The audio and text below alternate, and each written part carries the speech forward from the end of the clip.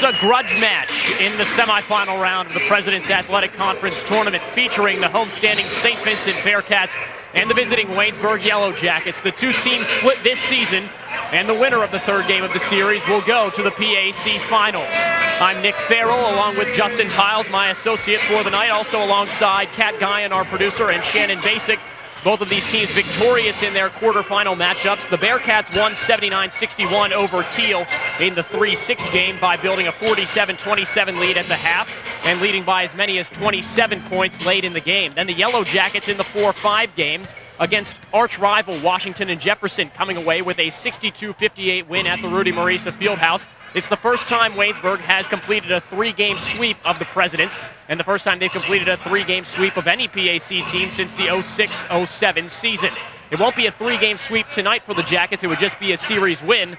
But Justin Piles, what would Waynesburg have to do to knock off the number 3 Bearcats tonight? Well, I think you want to start fast, especially on the road. You want to start out strong. You don't necessarily have to be leading St. Vincent, but you want to hang with St. Vincent. And we've seen that throughout this conference tournament so far. The teams that fall behind early are having a difficult shot, basically no shot, as the trend is in the tournament of coming back against a deficit. You look at the the Geneva upset of Bethany the other night, and the Golden Tornadoes were right there with the Bison the entire way. You look at these two teams out here on the floor, and the way they won, they dominated the first half of their game. St. Vincent put away that Teal game very early, and the same thing with Waynesburg being able to hold that lead against W&J and make it an uphill climb for the Presidents. So both these teams, even St. Vincent here on their home floor, you want to start early. First 5 minutes of this game, very critical. In terms of the trend in this series so far, the team that trailed at any point in the game, or at least in the second half, was not able to come away with the victory. You look at the first matchup,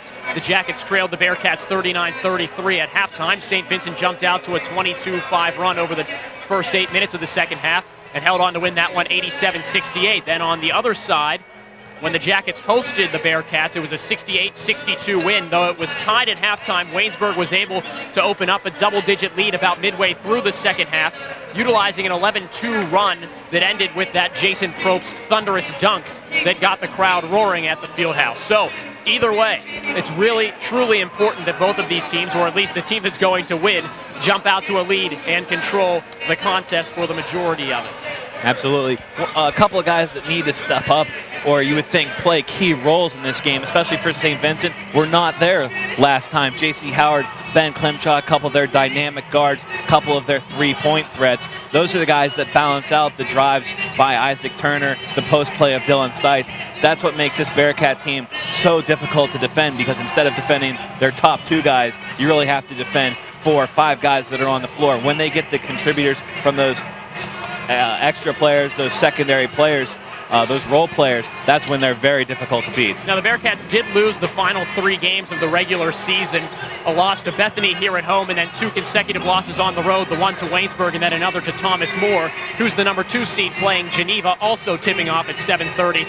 In those losses, it was the role players who didn't show up. Now part of the reason was because Klimchak and Howard missed a couple of games due to illness. Waynesburg had an easy time because Howard and Klimchak were not around. So tonight, if Waynesburg is to win, shutting down those role players will again be key, but it will be a little bit tougher because those 2 key role players will be active and likely in full force, because it is Klimchak who really dominated Waynesburg the last time these teams met here at the Carey Center, scoring 17 points, and was our Foster Law Office's player of the game. You can really break down this matchup. If you want to look inside, you look at the Dylan Stite, Jason Probst matchup. You can look outside at the outside shooting of St. Vincent and Waynesburg, especially in tournament play. All you need is really just one guy to get hot, and he can swing the game, even if it's just for a 2 to 3 minute stretch where you get a couple of 3-pointers from a likely or an unlikely source. So really, when you get to this point, you can look at trends and everything, but it's just getting out here, playing your game of basketball, and you playing a good game. And you don't want to have 2 minutes of basketball, basically bad basketball, determine your season. The Yellow Jackets are entering this game on a 6-game winning streak, the longest the team has had since 05-06, the team's last winning season. If the Jackets are make it 7 tonight, it'll be the team's longest winning streak in a decade. Speaking of streaks, St. Vincent is a streaky team here at home, or at least a winning streak team here at home, with only 1 loss this entire season at the Carey Center against the Bethany Bison, an 85-65 loss. When we come back, we'll have your starting lineups and tip-off of the President's Athletic Conference semifinal game between St. Vincent and Waynesburg here on the PAC Sports Network. Disability affects the lives of over 29,000 people in Fayette, Washington, and Greene counties. Tri-County Patriots for Independent Living are people with and without disabilities working to meet those needs in the community. The success of Triple comes from the commitment of a dedicated board of directors, its members, and volunteers. To continue to improve services, Triple is renovating the historical YWCA building located at 42 West Maiden Street in Washington. This will allow for an assistive internet cafe, increased veteran services, and transportation and wellness to provide skills to help with independent living. Your help and feedback are appreciated, and if you seek assistance, we're here to help. We're here at Sport Clips, the new just for guys haircutting place, to see what the buzz is about. How was it? Nice cut, nice price, professional stylist. Doesn't get any better than this. There's sports on TV at every chair. I got an awesome haircut, steam towel treatment, neck and shoulder massage. I went all the way! What are you waiting for? Sport Clips is now in your neighborhood. At Sport Clips, guys win. With 2 locations in Washington County, at the McMurray Shops in Peters Township and at Trinity Point in Washington. Bankruptcy myths. Busted. Bankruptcy is just another word for failure. It's for deadbeats. The typical person filing for bankruptcy is 38, middle class, and educated. Over 90% of bankruptcies are traceable to job loss, illness, or divorce, factors largely out of anyone's control. Myth. Busted. Bankruptcy myths. Busted. Brought to you by Foster Law Offices. Call today to schedule a free consultation and sleep better tonight.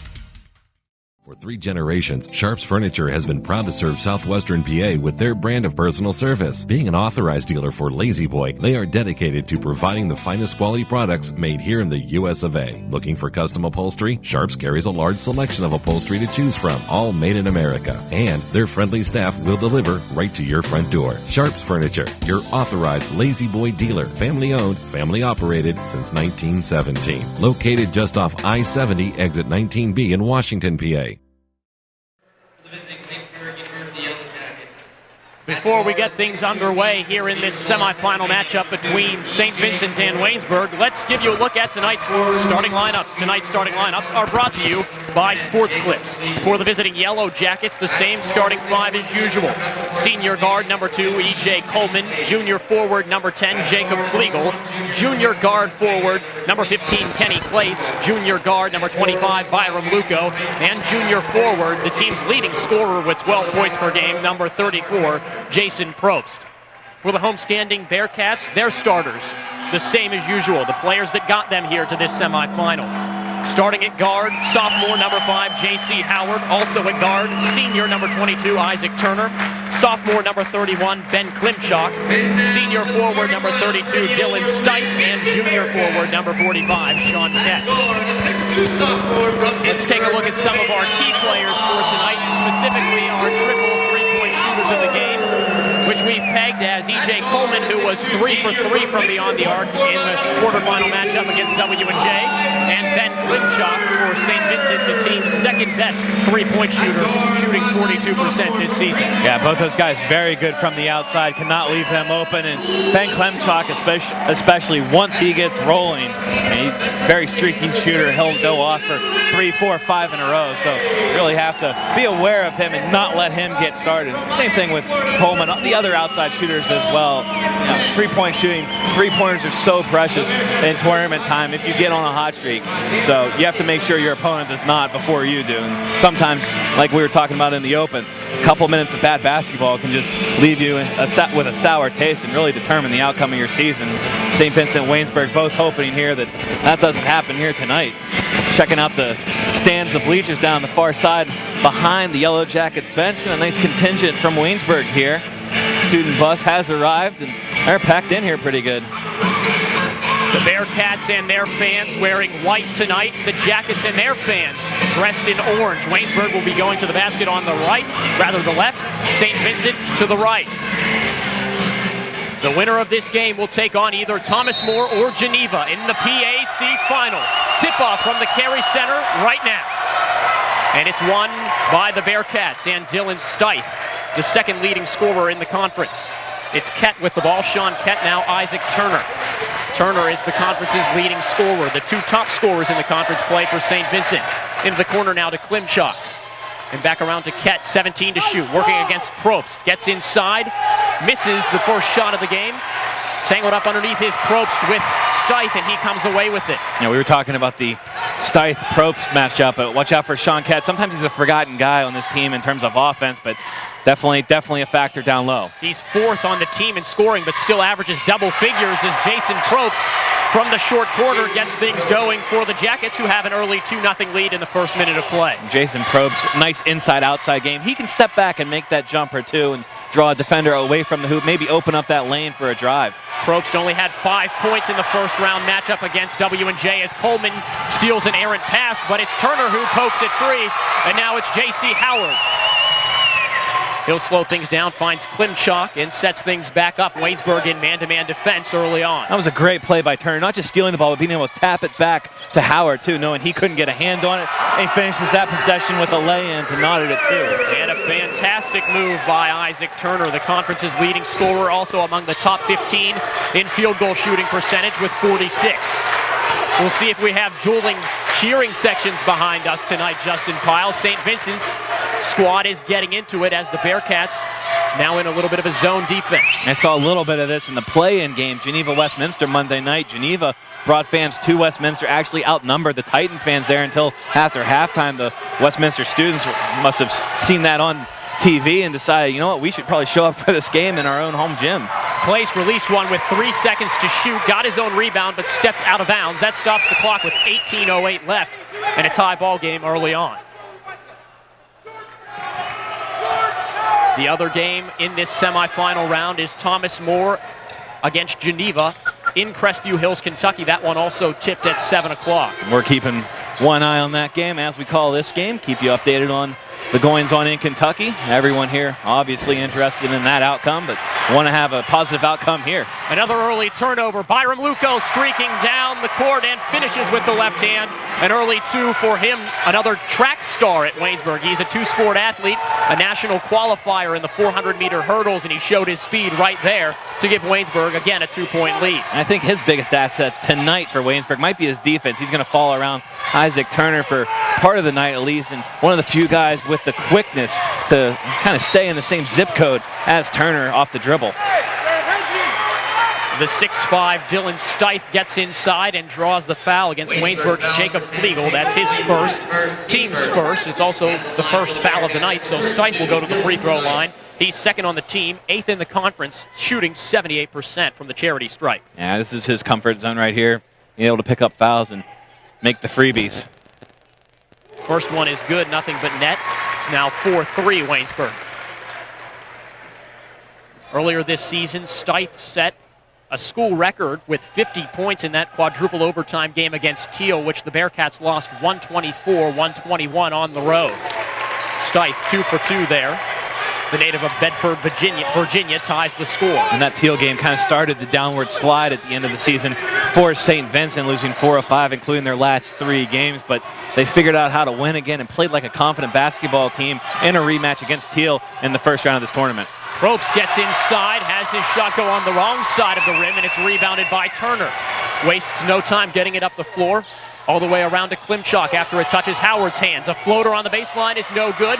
Klimchuk comes down with it, tries to go up, but he goes up and is tied up. It's a jump ball, possession arrow favoring Waynesburg. Thought we were going to see a traveling violation called on Klimchuk, but either way, Waynesburg gets possession. 16:50 to go. Tie game early on. St. Vincent in a 2-2-1 zone press.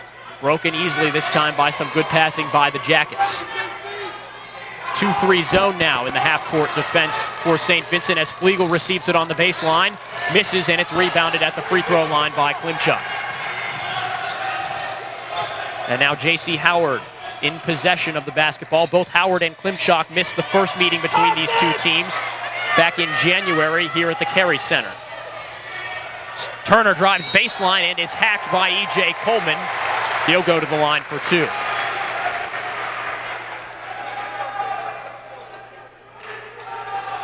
Turner, a 78% free throw shooter, another member of the conference's leading free throw shooters. has a chance to give St. Vincent its first lead of the night, but doesn't with that first free throw as Klimchak checks out and Pat Jones of Frostburg, Maryland checks in for the first time for the Bearcats. Waynesburg now has 2 team fouls as Coleman picked up his first personal. Turner's second free throw is good, and now St. Vincent does hold a 1-point lead, 5-4, with just over 16 minutes remaining in the opening period. A three-quarter court trap here by the Bearcats. Coleman has it across midcourt. Double team is broken. Jones and Howard were there. Probst is fouled. Jones came over and did commit the reach in with 16:05 left. That's something St. Vincent will do. They'll maybe not attack that initial inbound pass, but as soon as it gets to a side of the court, they will double that and force turnovers more time than not. That time, Jones a little too aggressive trying to grab at the ball and ended up grabbing an arm. Several substitutions for Waynesburg introduced to the game for the Jackets. B.J. Durham, who has the ball right now. Nate Lavashak, who set the screen. And now Thomas Ellis, who touches it in the corner and brings it out around. Waynesburg so deep, going 10 deep, with also Tyler Miller and Christian Caroli, a freshman, coming off the bench for the Jackets. 16 to shoot as Durham gets it. He loves to shoot the three. That one's a bit long, and it'll go out of bounds. And St. Vincent will take possession. Durham only a 31% three-point shooter. He's taken well over 100 attempts this season, but at the end of the regular season, he shot it relatively well, finishing the last 5 games, all of which Waynesburg won, shooting over 50% from beyond the arc. Turner, a long 2, no good, a long rebound, tipped by Ellis and finds Durham. No outside shots so far in this game. Everything pretty much at the rim, free throws, and the one leaner by Probst was pretty much the farthest outfield goal that was made. And there's another one right at the rim there by Luco. Luco doing a great job of using a ball fake to get in the key there and finish it with another scoop. He has 4, coupled with Probst's 2, gives Waynesburg a 1-point lead again with 15 minutes left. Pat Jones has it inside now to Stith after a pass from Howard. Stith to Kett, over to Jones. Looks at a 3, 15 to shoot. Kett with it. Almost travels, finds Turner in the corner. He drives. Layup is in and out, but Stith is there for the rebound, off the glass and in. Power rebound by Dylan Stith that time. And going back up and under, switching sides of the rim. Nice play by 32. Back to a 1-point lead early on for the Bearcats as Stith commits the foul in the backcourt. His first, team second, in a substitution for the Bearcats. Dan Sinwell comes into the game. And also in those final 2 members of the bench for the for the Jackets, Christian Caroli and Tyler Miller, the remaining 2 starters, Probst and Luco, check out. They account for Waynesburg's 6 points. And this game's going to be played at a high tempo, high intensity. Those bench players, very important, coming in, giving you energy for even just a couple minutes and giving the starters a breather. St. Vincent remaining in a 2-3 zone, 20 seconds to shoot as Durham has it inside to Lavashak. Now Caroli for 3 off the front of the rim, rebounded by Stith. 14-15 to go. Stith, long runner, he's fouled. Back to the line for him. He is 2 for 2 today. Foul committed by Tyler Miller, who is a recent entrant for the Yellow Jackets. At the line for the Bearcats, number 32, Dylan Stith.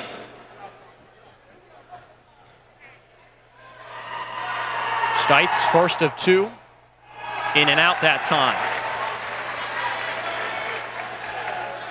The 6'5" senior from Virginia is the second leading scorer in the conference, along with Turner. Combined, the 2 average over 40 points per game. Second free throw, again in and out. Miller mishandles the rebound, but does come away with it. Jones had a chance at it. And Waynesburg, trailing by 1 with just over 14 minutes to go, can regain a small lead here. St. Vincent switches to man-to-man. Ellis tries to take Turner to the hole, misses. Head coach D.P. Harris telling Turner to quickly move up the floor. He goes inside to Stith, but wait, he traveled first. And we've got a stoppage in play with 13:51 to go, and the host Bearcats holding on to a 7-6 lead over the visiting Yellow Jackets. It's the PAC semifinal between the 3rd-ranked St. Vincent Bearcats and the 4th-ranked Waynesburg Yellow Jackets. We'll take a quick break and be right back on the PAC Sports Network.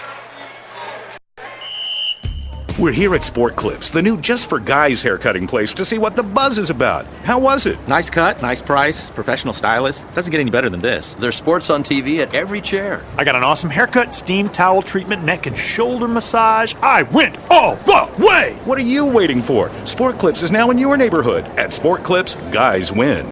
With 2 locations in Washington County, at the McMurray Shops in Peters Township and at Trinity Point in Washington.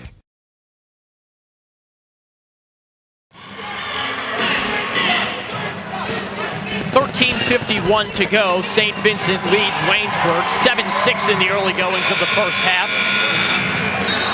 A big crowd here at the Carey Center for this PAC semifinal.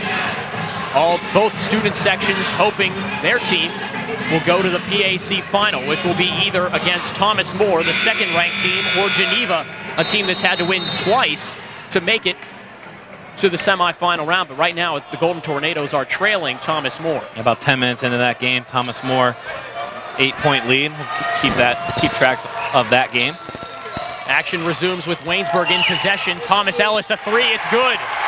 There's the outside shot from the corner. Just took the first media timeout. Maybe take that lid off the rim, but the first dagger from the outside goes to Waynesburg.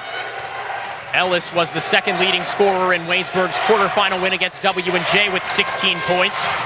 He had 2 threes in that one, and Waynesburg leads by 2 now.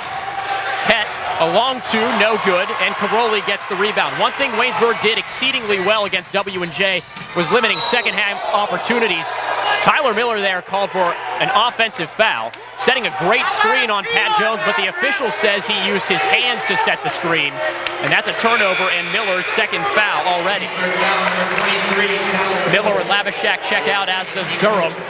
In the game now for Waynesburg. Caroli and Ellis, the substitutes. Jacob Flegel, Jason Probst, and E.J. Coleman. Also in Ben Klimchuk for St. Vincent, and checking out is Sean Kett. 13 minutes to go. Waynesburg holding on to a 2-point lead after that offensive foul by Tyler Miller. Klimchuk with it, gives it to Turner, back door. He goes inside and is fouled. We've got Jason Probst committing his first personal. 5 team fouls already for Waynesburg. The fouls did plague the Yellow Jackets in that game against W&J. Getting into the bonus before the final 10 minutes of the second half. Great move by Turner to get inside, and he has a chance to add on a point with this free throw. They had to go around a couple of Jacket defenders there. Kept that ball low and avoided the shot block. Then laid it up and in. So Turner goes to the free throw line, once again with the duty of putting St. Vincent ahead. He makes that one. He's now 2 for 3 tonight. 6 points, that's more than any other player. His teammate Stith accounts for the other 4 points of St. Vincent's 10. 12:43 to go, Bearcats up 1. Back to a 2-3 zone for St. Vincent as Coleman barks out some signals to his teammates. Ellis to Coleman and into the corner to Caroli, inside to Probst. Jones slides over, leaving Ellis open. He drives, gets inside, and is fouled. It's a floor foul, though. The official waves off the shot, and it's committed by Pat Jones, his second. Kenny Clace checks in for Waynesburg. Out is Ellis. Kett, who just checked out a moment ago, re-enters for Pat Jones. Well, you could do a play-by-play and lose your voice just with the substitutions so far in this game. Both teams going to their benches, pretty much every out-of-bounds ball. Both teams very deep. St. Vincent 8 deep with Jones, Fuqua, and Dan Sinwell coming off the bench. Waynesburg, as we said already, 10 deep. Coleman for 3, airballs that one after going 3 for 3 in the first round against W&J. Surely the St. Vincent crowd will let Coleman know that he missed that one by a mile for the rest of the game. That's what student sections do. And it made a difference. It has made differences in some games. St. Vincent has a home court advantage over nearly every team in the PAC, going 7-1 at home in the regular season. J.C. Howard goes inside to Dylan Stith. Stith is tied up by Christian Caroli. It'll stay with St. Vincent. 15 to shoot, 11:56 to go. St. Vincent up 10-9. Checking in for the Yellow Jackets. Byram Luco checking in for Christian Caroli. That means all of Waynesburg's starters are back into the contest.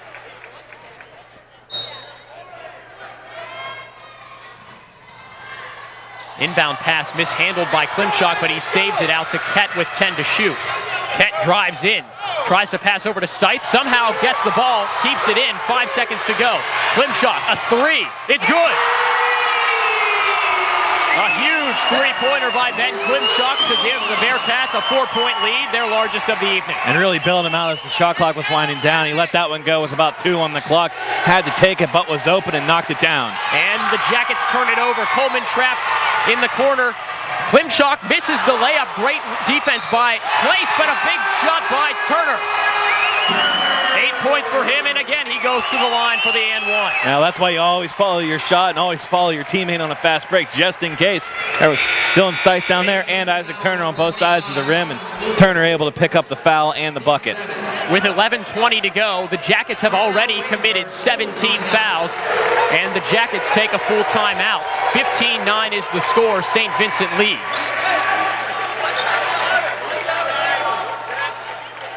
A lot of communication going on between DP Howard and our officials here. Howard is 213 and 89 as the leader of the St. Vincent Bearcats. He spent 6 years as an assistant coach at St. Vincent before taking over the reins, and has been a part of 6 national tournament teams, 5 in the NAIA, 3 of which, 3 seasons, he led the Bearcats to the Sweet 16 in 2003, 2004, and in 2005. Then most recently, the Bearcats went to the NCAA tournament. The defending PAC champions were knocked out in the first round against Ohio Wesleyan, 84-75, and are 2 games away from returning to the NCAA Division III tournament with the PAC's automatic bid that goes to the conference tournament champion.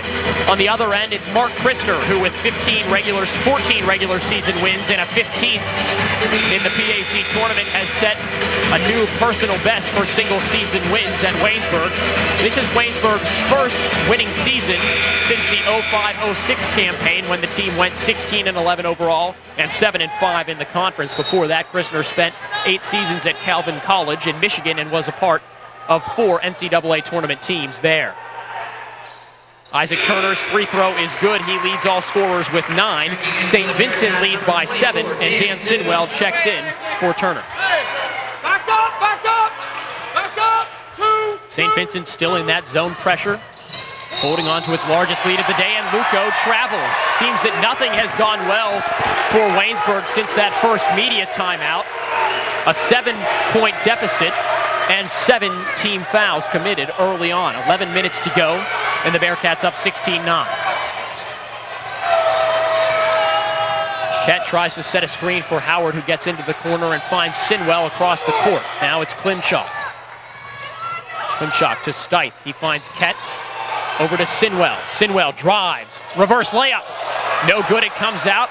But Kett gets the rebound over Probst. He spins, puts up a layup. Again, no good. This time it's Coleman who comes away with the basketball and will slow things down for Waynesburg. Now Sean Kett snake bit right now. Usually great hands around the hoop. Just unlucky right now, trying to get something to fall and get on the board.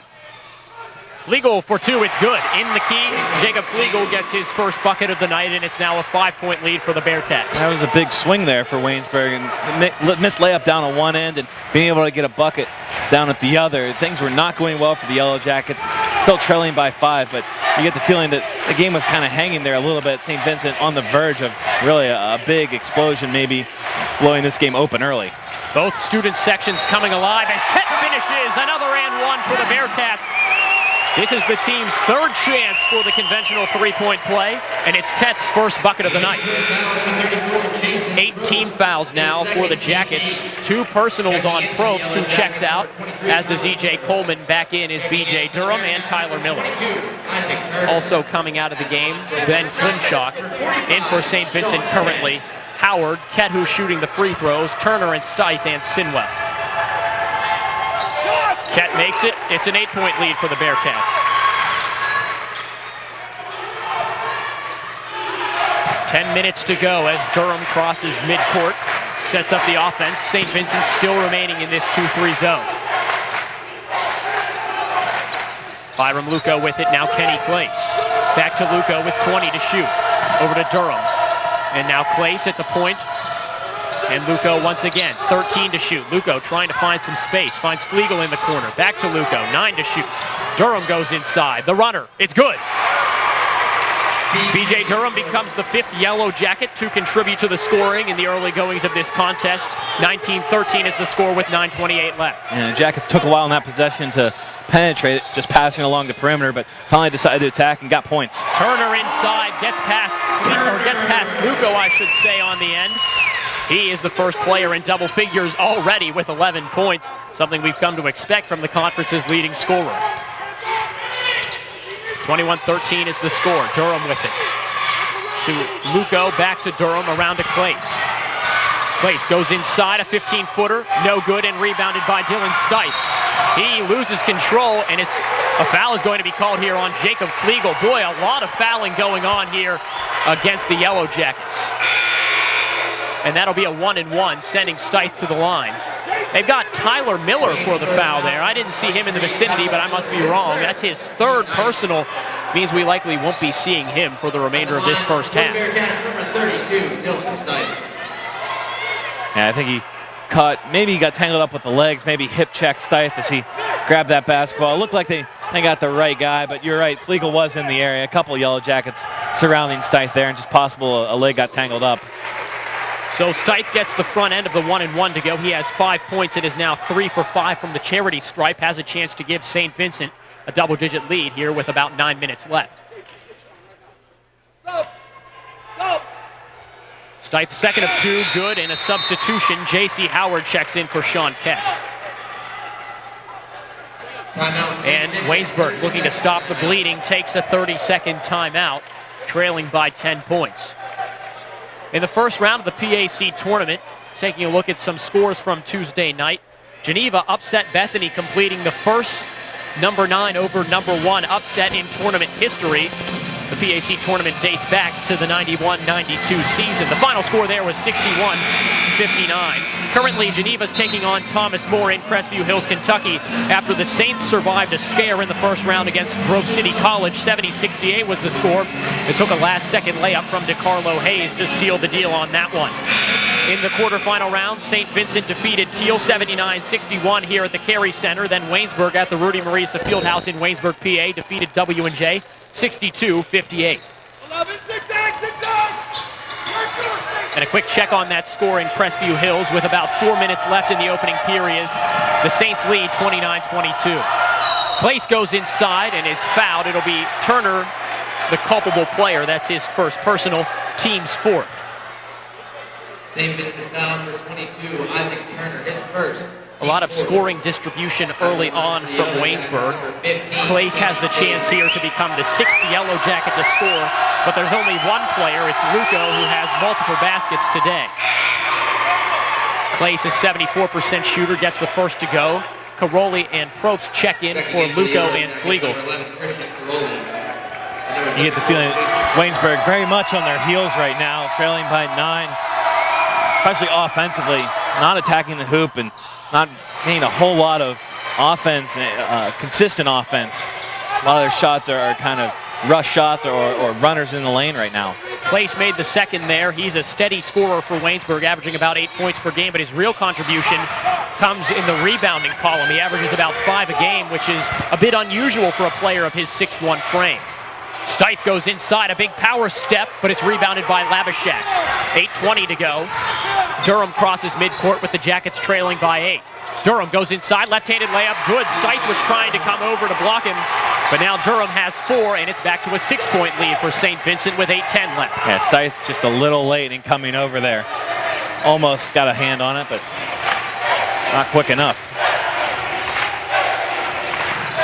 Isaac Turner with it, 20 to shoot. Goes inside with the left hand, gets the layup, and a slam dunk by Dylan Stipe. Getting the rebound, putting it right back. 8 points for him and an 8-point lead for the Bearcats. Now that should energize this crowd and his team. Monster putback by Dylan Stipe. Clace with the ball fake. He has some room inside, and a swat by Stipe.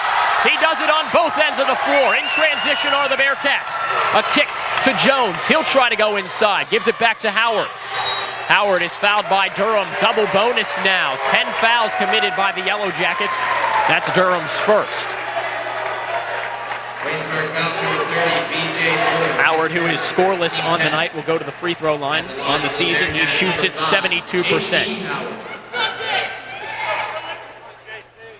Howard, a Pittsburgh native, is a former North Allegheny High School teammate of Byram Luco. He misses the first one. Several subs coming in. Kett and Sidwell back in for the Bearcats. In for Waynesburg, Thomas Ellis. Big explosion on a couple of previous possessions from Dylan Stith, who just checked out of the game for St. Vincent. Howard goes 0 for 2. Stith had a big dunk on offense, then a big block on defense. But St. Vincent unable to capitalize on that dunk as it remains an 8-point game. Caroli, an NBA range 3, banks it home. Wasn't pretty, but it counts either way. That's the second 3 by Waynesburg tonight, and it's a 25-20 game. He's the second best three-point shooter in the conference. Also the team's leader, shooting 50%. Klimchuk with 20 to shoot. Kicks it to Jones. He tries to answer the 3. It's good.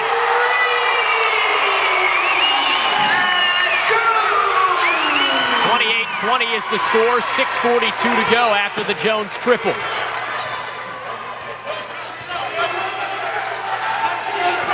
Thomas Ellis with it. Gives it to Caroli. He tries again for 3. It's good. Christian Caroli. Back-to-back threes on back-to-back possessions. He has 6, leading the Yellow Jackets. Boy, a couple of huge shots there, right when Waynesburg really needs the offense. Kind of stagnant offense the last few minutes, but that will energize. Now a steal. And he does steal it away and is fouled as he tries to break away from Klimchuk. That's his first personal, and now the Bearcats are slowly starting to rack up the fouls. 5 team fouls now for St. Vincent. The 2 best scorers in the conference, Turner and Stith, check back in. Waynesburg's best scorer checks out as Flegel checks in for him. Bearcats number 22, Isaac Turner. Number 32, Dylan Stith. 6:16 left in the first half of this PAC semifinal. The winner of this contest will take on either Thomas More or Geneva in the conference final. St. Vincent is the reigning champion. Waynesburg hasn't been to the conference final since losing to Bethany in the 05-06 tournament. The ball goes out of bounds. Last touch by Waynesburg. 6:04 to go.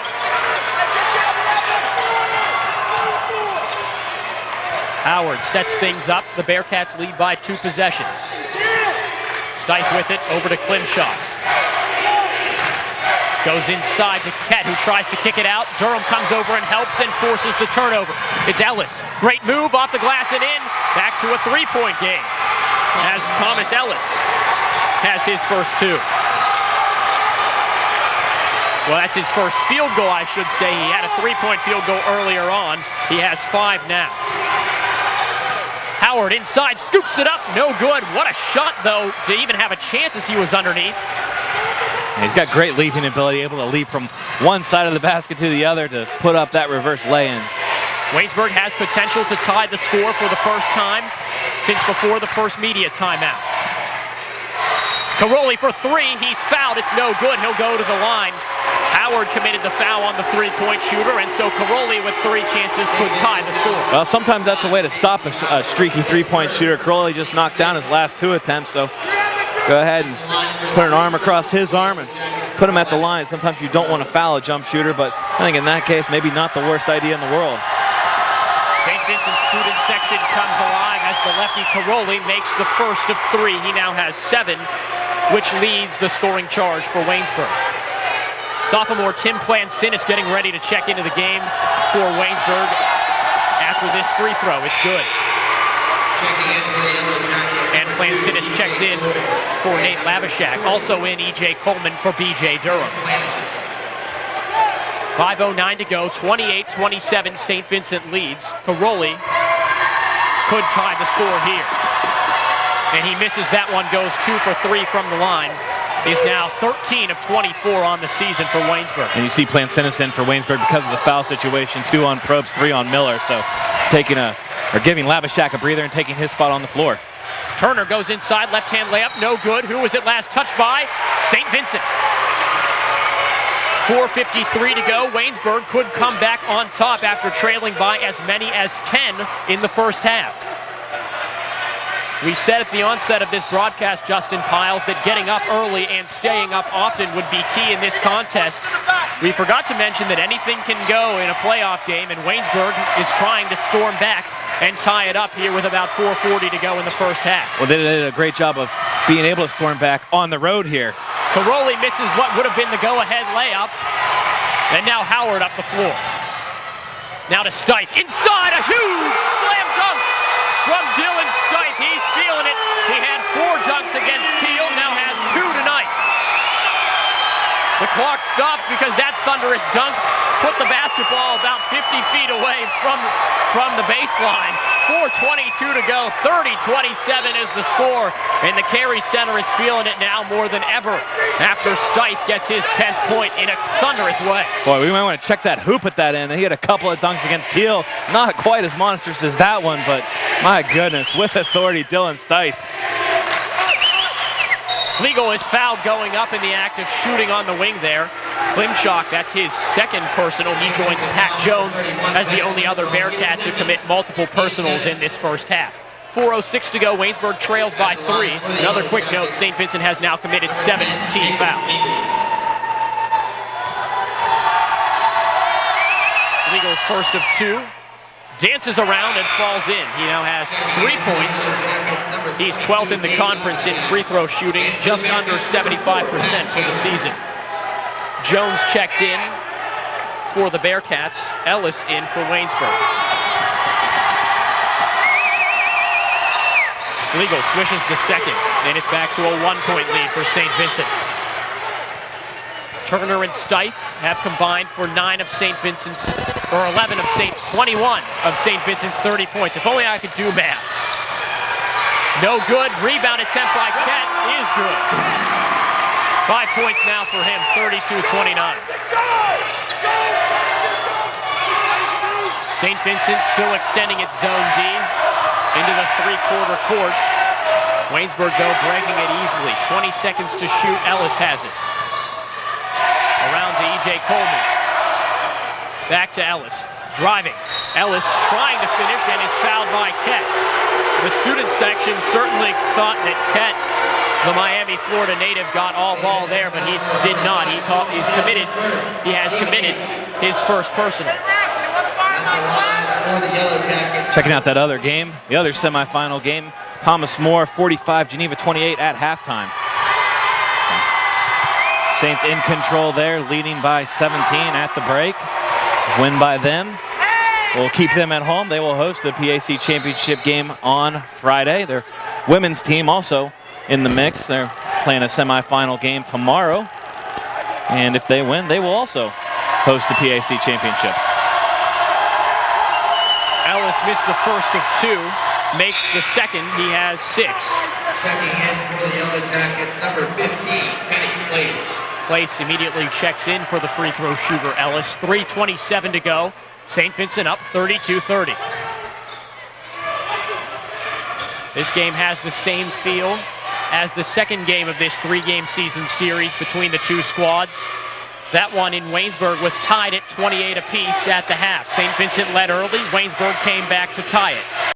It looks like we're headed toward that unless St. Vincent can come up with another big burst as a foul is committed inside, as Nate Lavashak got plenty of ball but also a little bit of arm, and he fouled Kett, who will go to the line for the second time today. With 3:07 to go in the first half, 32-30. The way this game has been tight pretty much throughout Waynesburg, within striking distance, that little deficit, and now coming back to essentially pull within a possession here. You get the sense that these players, these coaches, and these fans, they're hanging on every possession right now. Every single possession is precious, and momentum is swinging all different directions right now. Kett makes the first of 2. He's a 75% free throw shooter this season. Makes the second, and a full timeout taken by the St. Vincent Bearcats. We'll step aside as well here on the PAC Sports Network. When you are in need of fast, affordable, and professional voiceovers, contact TimeAd Productions. TimeAd Productions offers voice services for business presentations, documentary narrations, radio, television, imaging, and commercials, movie trailers, corporate phone systems, websites, audiobooks, and more. Visit or contact us online at www.timadproductions.com.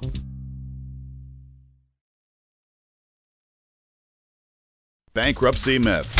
Busted. Bankruptcy is just another word for failure. It's for deadbeats.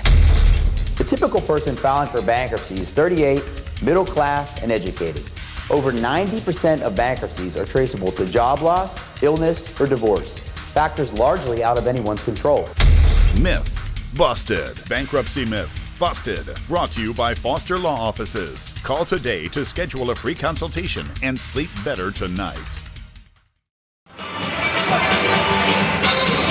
St. Vincent leads Waynesburg 34-30 here in this PAC semifinal matchup inside a raucous Terry Center here on the campus of St. Vincent College in Latrobe, Pennsylvania. Both student sections were out in full force during that last time out. Nearly packed bleachers behind us, nearly packed bleachers underneath the camera deck. It's a great atmosphere for a game that will send one team to the PAC final. 3 minutes to go. St. Vincent up by 2 possessions as Probst goes inside and commits an offensive foul, and that's a huge one. It's his 3rd personal.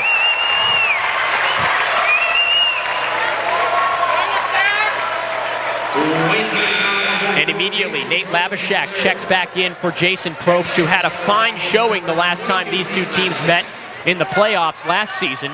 That was a 72-62 victory for St. Vincent, the only time these two teams have met in the PAC playoffs.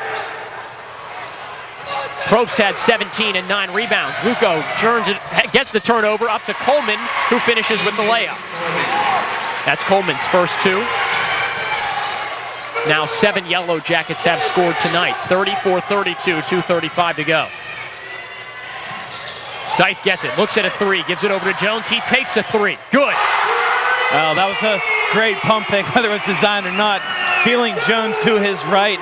Stipe looked like he was going to take the 3, pass it at the last second, and Jones drains it from the corner. Now a miscommunication, turnover by the Yellow Jackets. Really maybe just a little bit from that corner 3 by Jones. But I think it's big for Lavashak, for Flegel, anybody that's playing inside right now with Probst and Miller both on the bench. Those guys got to step up, especially defensively. Offensive foul committed by J.C. Howard. Him and E.J. Coleman were getting into it just a little bit at the top of the key.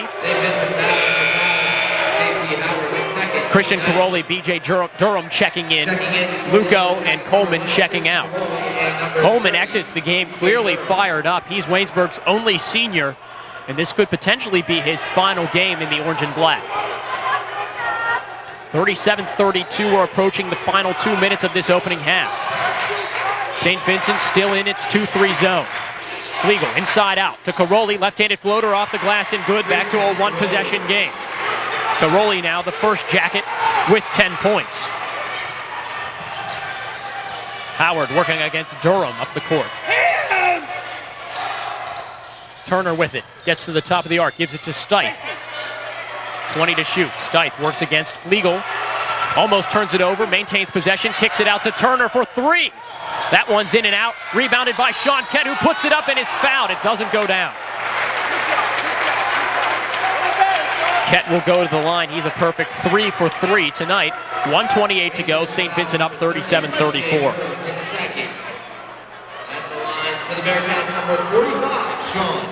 Waynesburg committed its 10th team foul several minutes ago. St. Vincent, the next it commits, will put it in the double bonus as well as Kett misses his first free throw of the night. Checking in for St. Vincent, Dan Sinwell, and out is J.C. Howard.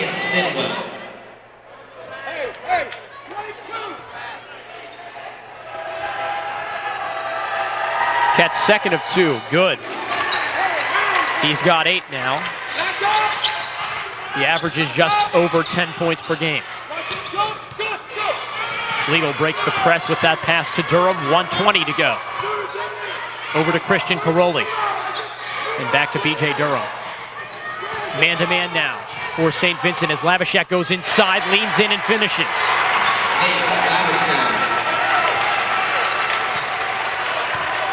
Now 9 scorers for the visiting Yellow Jackets as we enter the final minute of play in the opening period. 38-36 is the score. Turner, a great move, gets inside and is fouled. Karoli and Labashak were both there. It's Karoli who commits the foul, which might be better for the Jackets as it's Karoli's first personal, would have been Labashak's second, and with 2 big men already with 3 fouls, the last thing Waynesburg wants here in this final minute of the first half is for Labashak to get himself into foul trouble. Yeah, we saw a moment of Plansinis, but Labashak's kind of that last guy off the bench of the regulars that play big man minutes, so he's kind of that last guy. He cannot be taking fouls, especially in the last minute. Turner leads all scorers now with 12 after making the front end here. He's now 4 for 5 tonight. Make it 5 of 6. Actually, make it, well, we'll call it 5 of 6. That's right. He had a couple of and ones, and those 2 there. Kenny Clace for 3. No good. Sinwell grabs the board. Chance for another basket here as St. Vincent leads by 4. 37 seconds to go. Head coach D.P. Harris calling for 1 shot. A 7-second differential between game clock and shot clock. Turner's got plenty of room here just outside the half-court circle. 10 to shoot. He's defended by Karoli. Gets the screen from Kett. Turner goes inside, kicks it to Steiff for 3. No good. Sean Kett there for the rebound. Tries to get it back to Steiff, but doesn't. Kenny Clace with 5 to shoot. Lots of Bearcats there. He's fouled. It's on the floor, and that means he goes to the line for 2. Clock stopped with 3 seconds to go. Pat Jones is culpable. That's his 3rd personal. He's the first player to accumulate 3 personals for the Bearcats. Oh, correction there, that's Sean Kett picking up his 2nd personal, not Pat Jones. He still only has 2. Number 15, Kenny Clace. Clace will get 2 here, has a chance to make it a 1-possession ball game heading into the locker room with 3 seconds remaining. The first by Clace is good. Luco checks in for Christian Karoli. And E.J. Coleman comes into the game for B.J. Durham.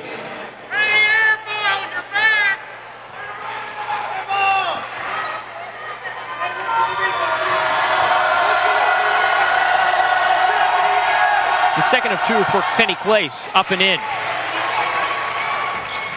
He has 4 now, all from the free throw line. Turner launches one from beyond midcourt, off the backboard, no good. So through the first 20 minutes of play in this PAC semifinal, St. Vincent holds on to a slim lead against Waynesburg, 40-38. In each of the previous 2 meetings between these 2 squads, the score at halftime was very tight. The first meeting here at the Carey Center, St. Vincent went in with a 39-33 lead. The last time these 2 teams met in Waynesburg, it was tied at 28 apiece. Waynesburg trailing by 2 here, came back from down as many as 10 points in the second half to trim the deficit, almost make it disappear completely. But instead, it's St. Vincent who heads into the locker room with a slight margin. They did a nice job of coming back there, having a double-digit deficit in the first half. And they did it so by not really letting St. Vincent control the tempo. They were able to kind of stop them a little bit at one end and really found a scoring barrage, especially ignited by the 3-pointers from Karoli. That seemed to kind of trigger a little more of a attack scheme at the offensive end, able to get to the free throw line, accumulate some fouls on some Bearcats, but the Yellow Jackets themselves are looking at some foul trouble right now. I counted up 14 fouls on them in the first half. A couple of big guys, Probst and Miller, in some serious foul trouble, so definitely something to watch for as we go into the second half.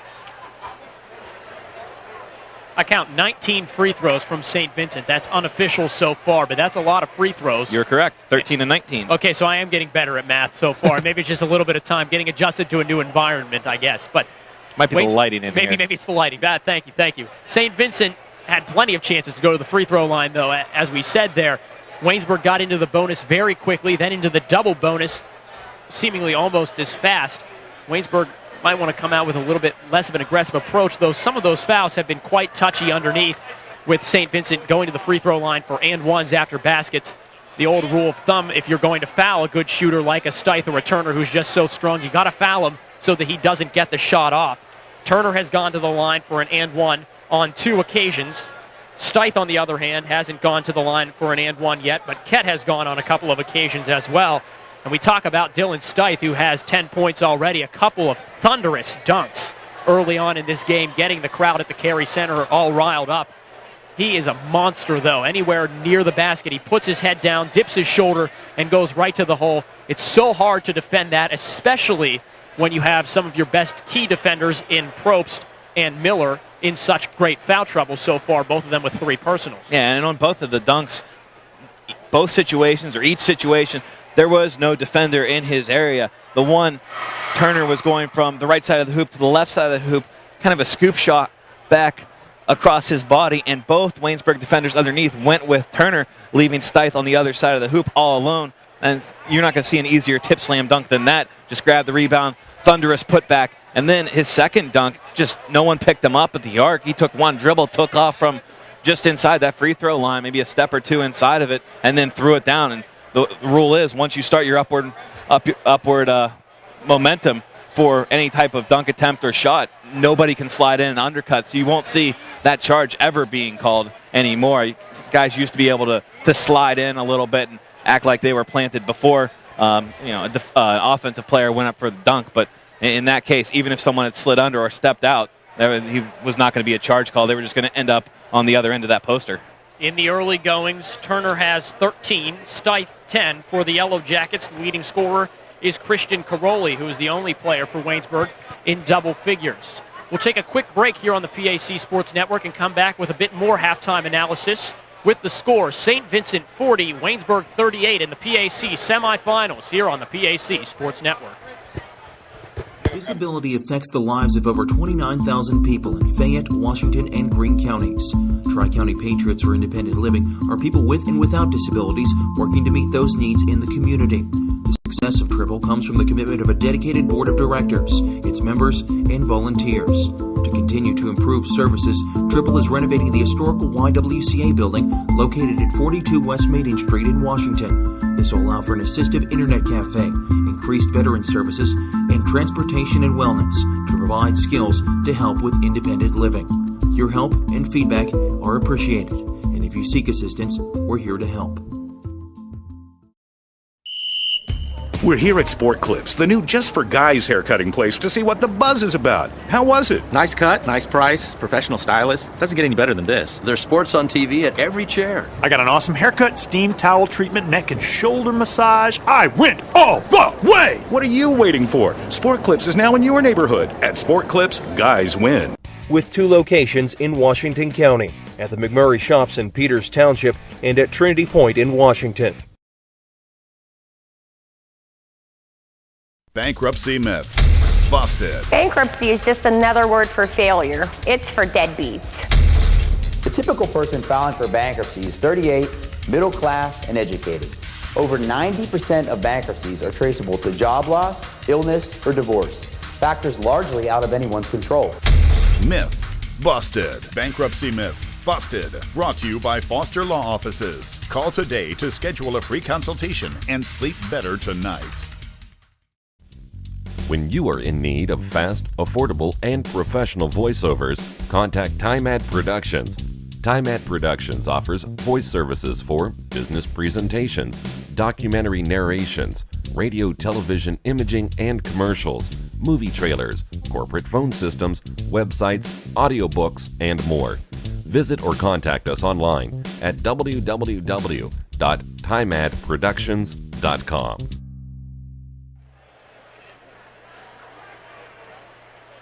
Let's take a closer look at how these two teams have competed against one another in this PAC semifinal game that you're seeing here on the PAC Sports Network. Right now, St. Vincent leads Waynesburg 40-38. I'm Nick Farrell alongside my associate Justin Piles, along with producer Kat Guyan and camera person Shannon Basic. A couple of key stats stand out just taking a look at the stat sheet.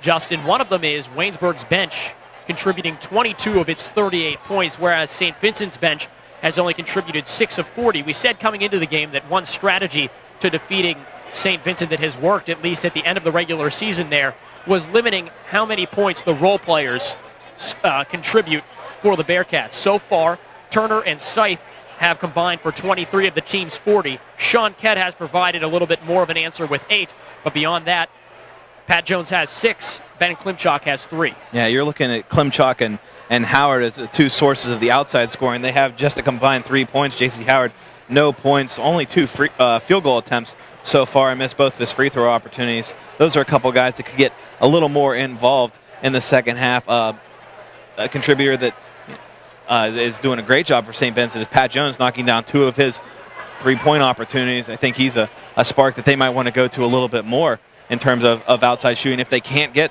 those other guys involved. And you were mentioning Waynesburg's bench scoring. That was almost by necessity, simply because of how many players they needed to play in that first half. And that's a great job by the guys coming in off the bench.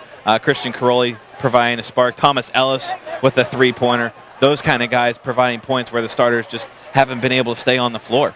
Klimchak, our triple 3-point shooter of the game, has converted on 1 3.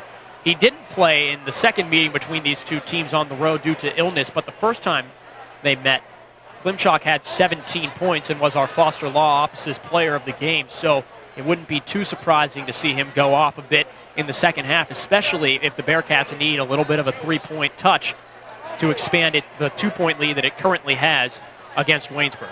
Now you look at field goal percentage, shooting the basketball, Waynesburg holding an edge percentage-wise, 13 of 24 from the field for 54%. St. Vincent 12 of 28 from the field, 42%. Both teams with 3 3-pointers made. Free throw advantage, a little bit of an edge to St. Vincent, 13 of 19. Waynesburg 9 of 11. So relatively even up and down the score sheet, which is what you would expect in a 40-38 halftime game. One thing that's uneven, though, at halftime is the rebounding margin. St. Vincent has 19, Waynesburg has 10, but the bigger discrepancy is perhaps in offensive rebounds, where Waynesburg has none and St. Vincent has had 7 second-chance opportunities.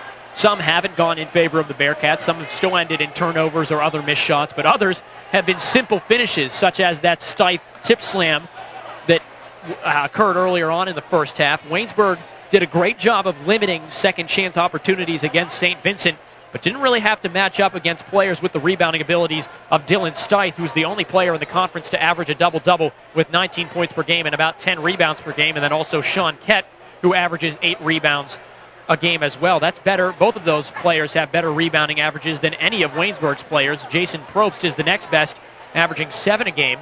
Right now, Probst in foul trouble, only has 2 rebounds and has sat for most of the game. He's only played 11 total minutes. Well, when you have, let's go back to that rebounding stat that you had, 0 offensive rebounds for Waynesburg. That means every single possession is one and done. Of course, one could be a made shot. They're making over half their shots, shooting 54%, but that's got to change. You cannot go one and done every single possession for another half. I guarantee that Waynesburg will not win this game if that happens. They will have to shoot lights out, similar to what they did, 54%. The odds of putting those two halves together like that, not very good. There's other ways to win basketball games, easier ways to win basketball games. So addressing the rebounding issue and getting just big men healthy in terms of foul trouble again might go a long way to Waynesburg swinging this game. They are in bad shape with foul trouble, but only down 2. And I think on one hand they're very thankful, lucky to be down just 2, getting contributions from some reserves despite having players like Probst on the bench. But on the other hand, you're seeing another source of offense there. Once you get those guys back in, if the second half you start out with Probst in the game and he can go play like he's capable of, I mean, that's just a bonus if you're Waynesburg at this point. The second chance opportunities haven't been there, but Waynesburg has created opportunities in a different way off turnovers. St. Vincent has committed 8 of those. Waynesburg has turned those into 13 points. On the other side, the Yellow Jackets have committed 7 turnovers. The Bearcats have only received 8 points in return for those 7 turnovers, so that's a bit of the difference there. Couple of minutes left here in halftime. The teams are both taking the floors. We'll step aside and come back with the second half of action here in this PAC semifinal game between Waynesburg and St. Vincent on the PAC Sports Network. Disability affects the lives of over 29,000 people in Fayette, Washington, and Greene counties. Tri-County Patriots for Independent Living are people with and without disabilities working to meet those needs in the community. The success of Triple comes from the commitment of a dedicated board of directors, its members, and volunteers. To continue to improve services, Triple is renovating the historical YWCA building located at 42 West Maiden Street in Washington. This will allow for an assistive internet cafe, increased veteran services, and transportation and wellness to provide skills to help with independent living. Your help and feedback are appreciated, and if you seek assistance, we're here to help. We're here at Sport Clips, the new just for guys haircutting place, to see what the buzz is about. How was it? Nice cut, nice price, professional stylist. Doesn't get any better than this. There's sports on TV at every chair. I got an awesome haircut, steam towel treatment, neck and shoulder massage. I went all the way! What are you waiting for? Sport Clips is now in your neighborhood. At Sport Clips, guys win. With 2 locations in Washington County, at the McMurray Shops in Peters Township and at Trinity Point in Washington. Oh my. Well, there goes my prediction. Second half about to get underway. St. Vincent leading 40-38. St. Vincent led in scoring by Isaac Turner's 13 and Dylan Stipe's 10. For the Yellow Jackets, freshman Christian Caroli, who has a couple of threes and 10 points, leads the charge there for Waynesburg, who has had a total of 9 players contribute to scoring so far. 11 players have seen time. The only ones who haven't scored for Waynesburg, Tyler Miller and Tim Clansinis. Now checking out the other semifinal happening right now at Thomas More. Thomas More starting to pull that train out of the station. 60-40 over Geneva. 20-point lead for the Saints, and they're feeling it in the second half. Looking like they're going to be hosting one of the PAC championship games on Saturday, at least one. Women's action still going on tomorrow, the semifinal games. And it is highly likely that the Thomas More Saints now will host both of those PAC championship games. On the women's side, the Saints have yet to lose a conference contest. Yet to lose any contest. Yet to lose any contest, that's right. Fantastic, led by Sydney Moss. So many scoring threats there, and with Devin Beasley passing the ball, distributing it to all of them.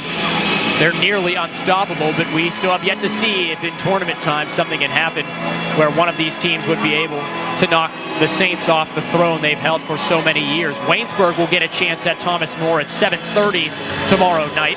Before that, it's W&J taking on St. Vincent. Both of those games are rematches of semifinal matchups from last season.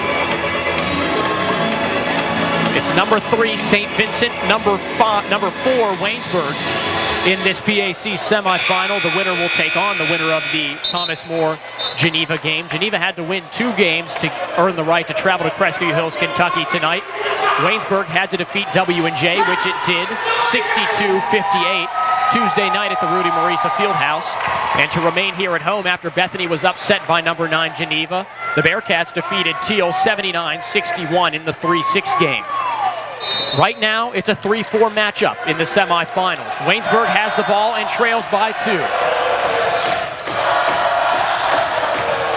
Jason Probst back into the game, around to Byram Luco. Jacob Flegel for 3, it's good, and Waynesburg jumps out to a 1-point lead early on. And a slight fist pump from Mark Christner at the Waynesburg bench. He likes that. His team fired up, and a good start for the Yellow Jackets here in the second half.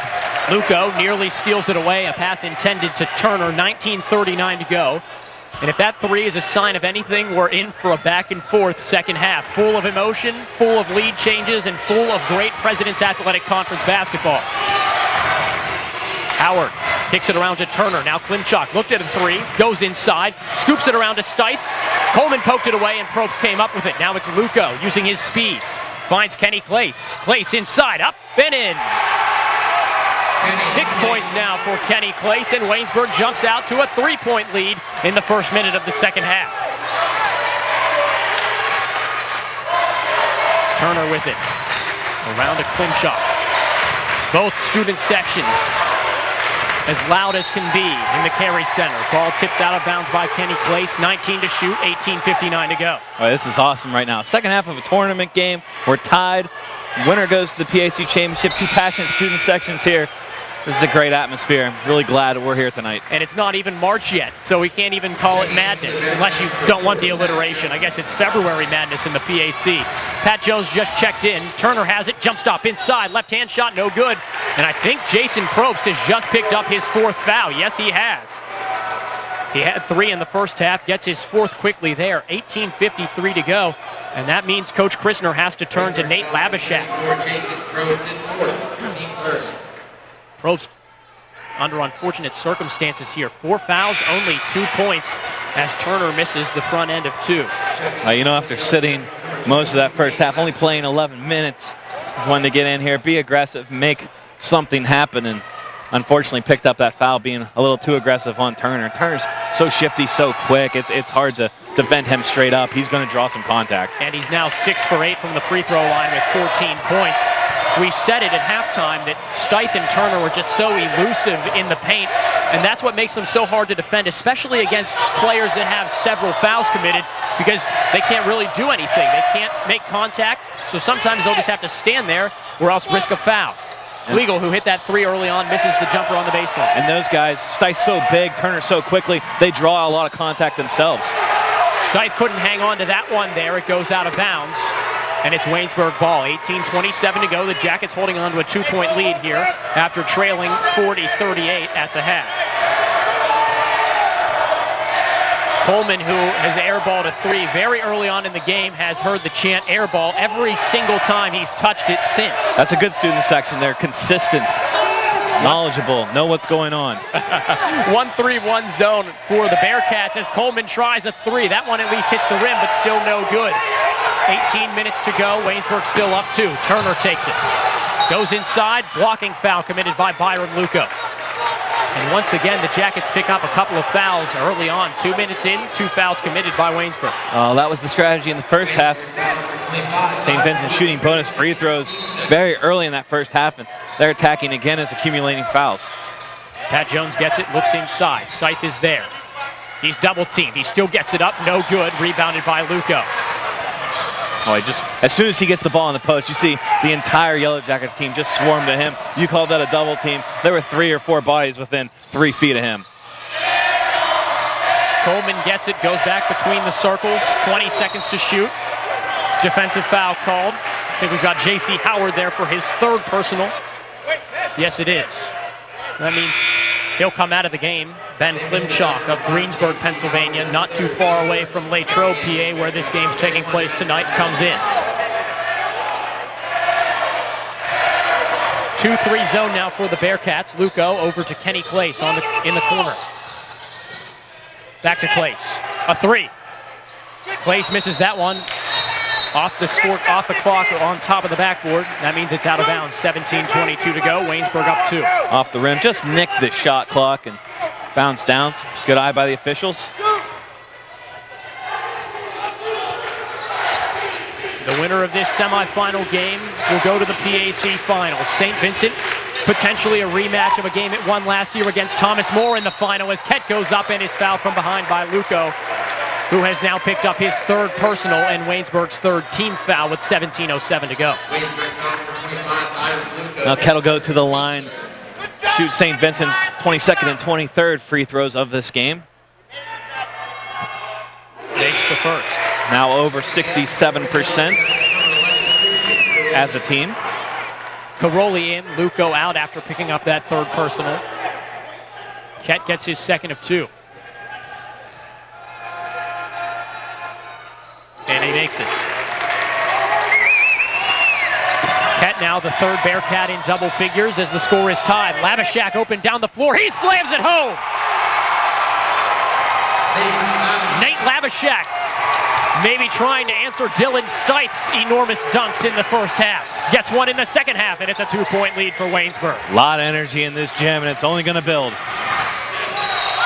Stith shows Labashak just how it's done. Labashak can't believe it. And Stith goes to the line looking to give St. Vincent its first lead since the half. That's number 2 on 22 in orange, Labashak. That's just the size of Dylan Stith, being able to draw that contact, having enough strength to get that ball in through the cylinder. Stith, the and one, good. And a timeout taken by the Bearcats. So we'll take a quick break during this 30-second timeout here on the PAC Sports Network. Bankruptcy myths. Busted. Bankruptcy is just another word for failure. It's for deadbeats. The typical person filing for bankruptcy is 38, middle class, and educated. Over 90% of bankruptcies are traceable to job loss, illness, or divorce, factors largely out of anyone's control. Myth. Busted. Bankruptcy myths. Busted. Brought to you by Foster Law Offices. Call today to schedule a free consultation and sleep better tonight. The first half was exciting. The second half has been so far through nearly 4 minutes as St. Vincent holds on to a 1-point lead here in the PAC semifinal. The winner will take on the winner of Thomas More Geneva, which is ongoing currently in Crestview Hills, Kentucky. E.J. Coleman has it inside to Jacob Flegel. Flegel to Coleman, drives baseline, puts it up, misses, and a blocking foul is called, so Coleman goes to the line looking for his first bucket of the second half. A couple of subs coming in for Waynesburg. Ken there picked up his third personal. That's the second team foul of the second half for the Bearcats. Currently, the Jackets have committed 14 fouls. Coleman gets the first to go. Ellis checks in for Clace. Durham ready to check in for Coleman if he makes this free throw. They would give Waynesburg the lead. Coleman, a 74% free throw shooter, iced the game against St. Vincent with a couple of free throws late. He makes the second there. And Durham does get to check in for the senior from Blackhawk High School. Right now in for the Jackets, Caroli, Ellis, Labashak, Flegel, and Durham. For St. Vincent, Turner, Stith, Ket, Jones, and Klimchak as Turner goes inside and finishes. Turner has 16. St. Vincent back to a 1-point lead, 48-47 with 16 minutes left.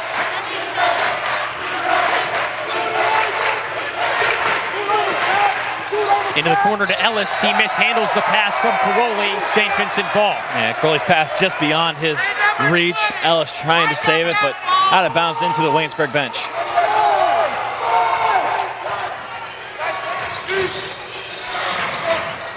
Ket has it against Waynesburg's man-to-man pressure.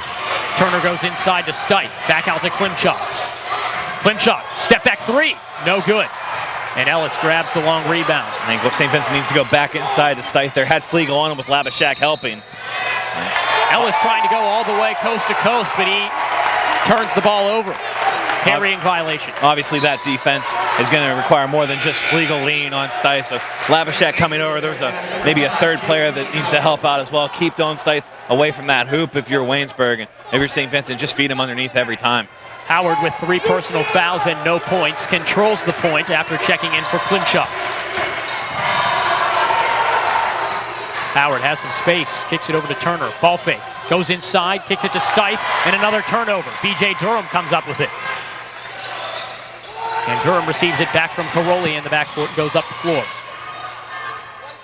About 15 minutes to go. St. Vincent holding on to a 1-point lead, 48-47 in the PAC semifinals. Durham dances with it, then finds Flegel, 15 to shoot. Caroli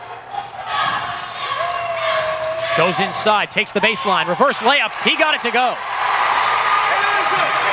Christian Caroli leads the Yellow Jackets in scoring with 12 and has given Waynesburg a 1-point lead. Nice left-handed take to his strong side that time. Left-handed layup and in off the glass. Howard kicks it around to Stith. Spin move, goes inside, has Pat Jones. 14:30 to go. Jones goes inside, tries to score, can't. Long rebound by Stith, gets inside, he's fouled. Shot doesn't go. Once again, he shows his abilities, gets the ball outside the paint, and instantaneously is inside the paint with space, trying to finish. Jacob Flegel committed that foul. He now has 2. At the line for the Bearcats, number 32, Dylan Stith. Stith has had several trips to the free throw line so far tonight. He's now 6 of 8 and has 14 points.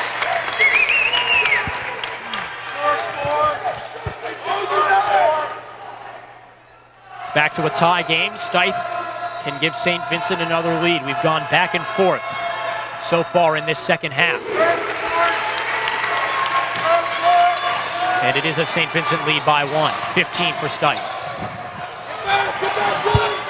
Labashak a long 2 off the pass from Durham. Caroli there for the tip-in, no good. Again a tip-in and good. Caroli got one with the right hand, missed it, got it with his strong-sided left hand and finished it. Back to a 1-point lead for Waynesburg, 51-50, well, 14 to go. He's listed at 6 foot tall. I don't believe that, but able to get the tip in anyway. And by my count, that's Waynesburg's first offensive rebound of the night as Kett gets inside and finishes.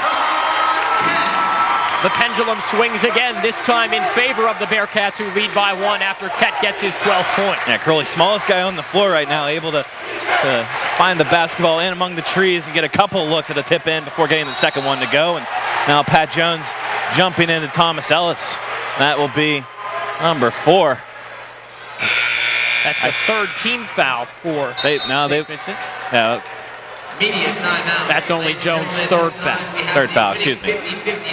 That's my bad. I fed you the wrong stat. I'll take credit for that one. Still struggling to do math here with 13:35 to go. No. And St. Vincent leading 52-51. No problem. It was just number 4, not foul number 4. I got you on that. Thanks for the clarification, Justin. We'll be back here on the PAC Sports Network. 3 generations, Sharps Furniture has been proud to serve Southwestern PA with their brand of personal service. Being an authorized dealer for Lazy Boy, they are dedicated to providing the finest quality products made here in the US of A. Looking for custom upholstery? Sharps carries a large selection of upholstery to choose from, all made in America. And their friendly staff will deliver right to your front door. Sharps Furniture, your authorized Lazy Boy dealer. Family owned, family operated since 1917. Located just off I-70, exit 19B in Washington, PA. 52-51 is the score with about 13 and a half minutes to play in this PAC semifinal game between the Bearcats and the Yellow Jackets. The winner takes on either Thomas More or Geneva. At last check, it was looking more and more like Thomas More would host the winner of this contest in the final. Still maintaining that 20-point lead. It is now 69-49. Thomas More, 8.5 minutes to go. It looks more and more likely that one of these teams will be making a trip to Kentucky this weekend. Place brings it in for the Jackets on the baseline. Durham almost turned it over, but it was last touched by Pat Jones there on the baseline. Stays with Waynesburg. Place will do it again from the same location. Gets it into Flegel, and now B.J. Durham. Still a 2-3 zone for the Bearcats. They've been in that defense for the majority of the contest. Place around to Durham. Durham goes inside, right-hander, good. Durham, 6 points. Our back and forth continues. It's been a 1-point game either side for quite some time now. We saw some runs early on in the contest. Specifically, St. Vincent went on a long run to take a double-digit lead in the first half, but hasn't been able to lead for much of this second half as Stith goes up, can't finish. Who's going to get the ball? Clayson Jones chasing after it. Jones got it, but he stepped out. Waynesburg ball leading by 1, 12:53 to go. We're at 12:53 to go. This game has either been tied or a 1-point game since 16:44. So for the last 4 minutes of game action, we've been neck and neck. Maybe a slight 1-point advantage either way, but that's been it in the second half. Can't get much tighter than this for a basketball game. We knew it was going to be a good one. A couple of storied basketball programs in the history of the NAIA. St. Vincent recently has had some prominence in the NCAA, earning that automatic bid to the NCAA tournament. Waynesburg looking to get into the NCAAs for the first time. A lot of commotion. Labashak now turns it over. A jump ball is called, and that means it's St. Vincent ball. 12:27 to go. Officials coming over to D.P. Harrison explaining why it was called a jump ball. As Tyler Miller checks into the game for Nate Labashak. He has 3 personal fouls and hasn't seen the court since about the 10-minute mark of the first half.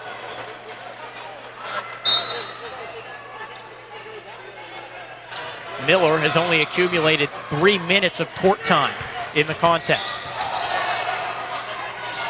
Stith with it. Looking to give St. Vincent a 1-point lead again. He does. The membership roll at the Carey Center. 17 points. He now leads all scorers. Caroli gives it to Miller. Long two. No good. And Steiff grabs the board. 12 minutes to go. St. Vincent can take the first lead that's larger than 1 point in quite some time. Kett gets it. Durham steals it. He's all alone. Steiff might catch him. Goes right-handed. Misses it. Now down the other way. Howard, a 3-on-2. Goes to Turner. Turner's fouled by Durham. Durham gives a shocked look to the officials, and Turner goes to the line for two. That's the 6th team foul for Waynesburg. Durham's second.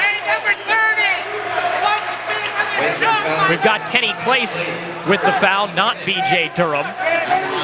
That's his first personal. Either way, Waynesburg still stays with 6 team fouls. That explains the look then, because he didn't foul him. So he was good with the look. The official called Place with the foul. And you see Durham head to the bench, and Caroli head to the bench.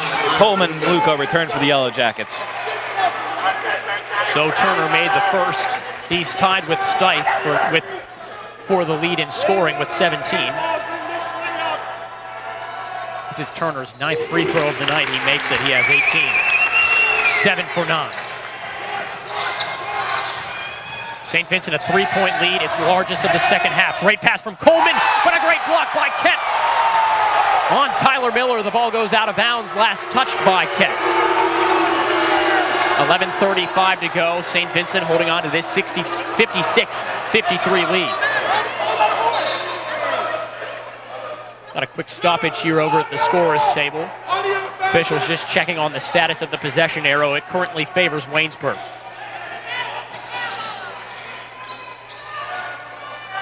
Place elects all the way back to Coleman beyond the half-court stripe. Luco has it. 20 seconds to shoot. Gives it to Clace. Now Luco again, over to Coleman. Back to Luco, again Coleman, 10 to shoot. Kick ball as Coleman tried to find Flegel. Howard committed the kick. Shot clock regains a few seconds, 15 now, 11:15 left in the game. Coleman to Luco, goes inside, pulls up for the two, no good, and a rebound by Kett. We've had a back and forth contest in the second half of this PAC semifinal. St. Vincent a chance to make it a 2-possession game here. Howard has it. Now Turner steps in, 17-footer, no good. Turner has had a little bit of trouble scoring from the field here in the second half. Only 1 field goal. He's 3 for 4 from the line in this second period as well. Flegel gets inside, kicks it out to Luco, who drives, now finds Coleman, ball fake. 20 to shoot, Coleman gets in, spin move, up and in. Nice turnaround shot. A quick timeout from the Waynesburg bench. This will be a full timeout. And with this stoppage, we'll take a timeout as well. St. Vincent clinging to a 1-point lead with 10:59 to go. When you are in need of fast, affordable, and professional voiceovers, contact TimeAd Productions. TimeAd Productions offers voice services for business presentations, documentary narrations, radio, television, imaging, and commercials, movie trailers, corporate phone systems, websites, audiobooks, and more. Visit or contact us online at www.timeadproductions.com.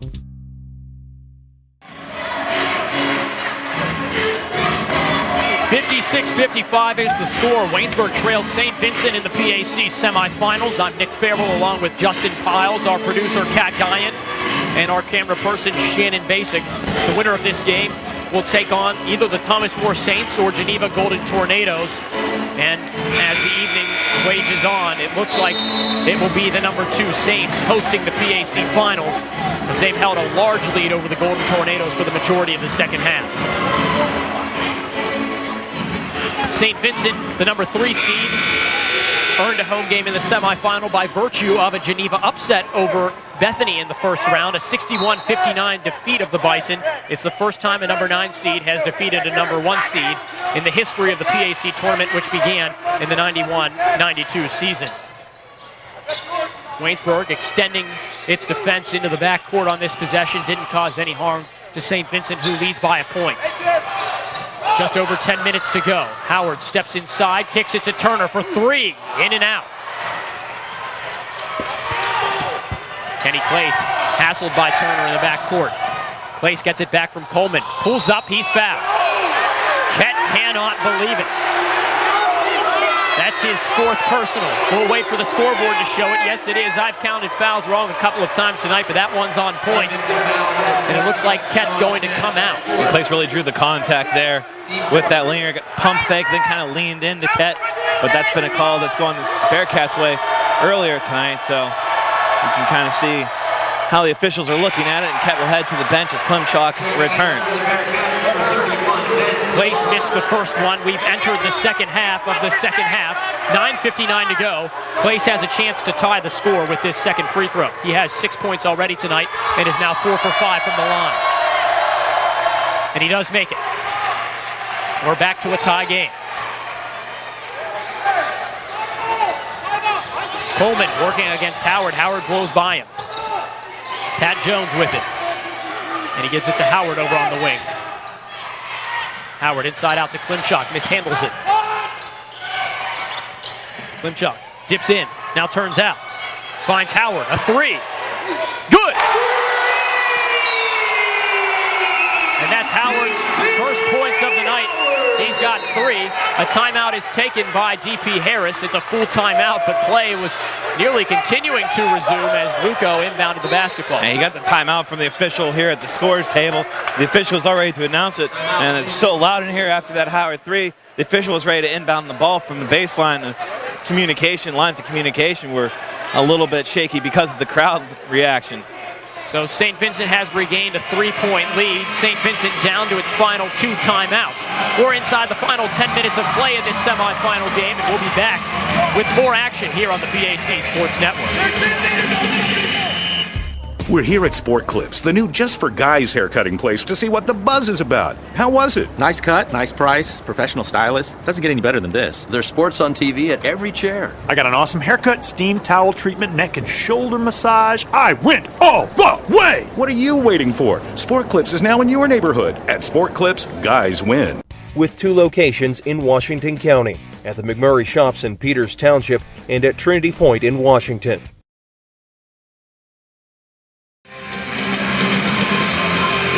We've got a rocking environment inside the Carey Center at St. Vincent College, with St. Vincent leading the visiting Yellow Jackets 59-56 with 9:35 remaining in this BAC semifinal matchup. A little Green Day playing right now. This is more my kind of music. You were talking about the warm-up mix. This is better music than whatever you were listening to earlier. I'm not sure I can agree with that, but that's a conversation for off the headsets here as play has resumed, with the Jackets in control of the basketball. Coleman, who has been absolutely heckled throughout the night for airballing a three early in the first half, has it, now gives it over to Labashak. Inside to Flegel, gets it to go in the key. It's back to a 1-point game. Nice look by Flegel, inside position. Good lob to him, able to finish at the rim. 1-point game here. What a fantastic job Waynesburg has done scoring inside and keeping this game close without its best scorer, Jason Probst, who has committed 4 fouls and only has 2 points. Pat Jones goes inside and commits a charge. Flegel was there to catch his momentum, and now Jones has 4 personals. That's St. Vincent's 5th team foul. Waynesburg has committed 16 fouls. Entering for Jones, who has 4 personals, is Kett, who also has 4 personals. Rather, it's Klimchak who's coming out, so Jones and Kett, with 4 fouls apiece, are in the contest right now for the Bearcats. Thomas More putting the finishing touches on the game in Crestview Hills. Up 83-58 on Geneva. That one all but over. So Thomas More will host the PAC Championship on Saturday. One of these 2 teams will travel out there. And we'll have to find out who it is here on the PAC Sports Network as Caroli tries a 3 and hits it. This was about the time in the first half when he knocked down a pair of 3-pointers and really reignited the Waynesburg offense after it was a little bit stagnant. See what kind of reaction the team has here. The freshman Christian Caroli has 3 threes now as Turner misses. Kett grabs the rebound. He doesn't get it back up. And a turnover. Waynesburg ball. Ellis checking into the game for Kenny Clace. Christian Caroli and E.J. Coleman are fired up on the baseline. Caroli with 17 is tied for the scoring lead in the game and has also set a career high. And he still has plenty of time to add to it in the way he's been shooting. We wouldn't be too surprised if he does. Waynesburg up 2. Thomas Ellis has it. 8 minutes to go, 20 seconds to shoot. Coleman working against Turner. Still in that 2-3 zone is St. Vincent. Caroli to Flegel. Flegel back to Caroli, 10 to shoot. Gives it to Coleman. He drives. He passes to Flegel, has it deflected in a turnover. Here comes Howard in the other direction. Howard goes in and is fouled by Caroli.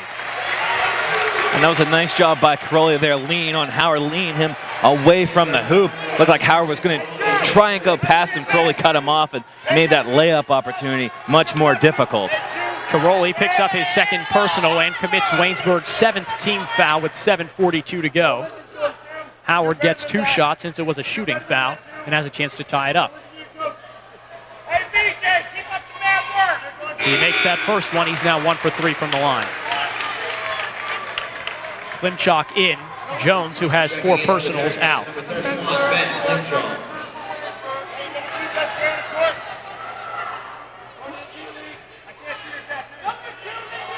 The second free throw by Howard is good, and it's back to a tie game. Checking in for the Yellow Jackets, number 30. And Durham checks in for Coleman.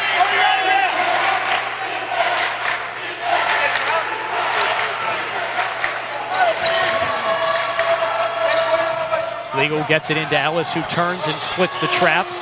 Goes back to Flegel. Flegel trying to drive inside. He's fouled by Turner. That's the 6th team foul for the Bearcats. It's only Turner's 2nd. Flegel really starting to play a bigger part of the offense for the Yellow Jackets here down the stretch. Kind of quiet in the first half. Didn't really hear a whole lot from him. One of the few Yellow Jacket starters that really not in foul trouble, just 2 fouls. And maybe he'll play a bigger part here down the stretch, but nice to see him getting involved, the athletic swingman for the Yellow Jackets. He has it there. He has had a 17 against W&J as Durham misses a 3. Lavishak fights for it, but Steiff gets it. Flegel 17 led the team in that game against W&J. Steiff gets it, goes in. He's fouled by Flegel and finishes. Steiff has 19, a chance for 20, and St. Vincent has regained a 2-point lead. Well, that was power, pure strength.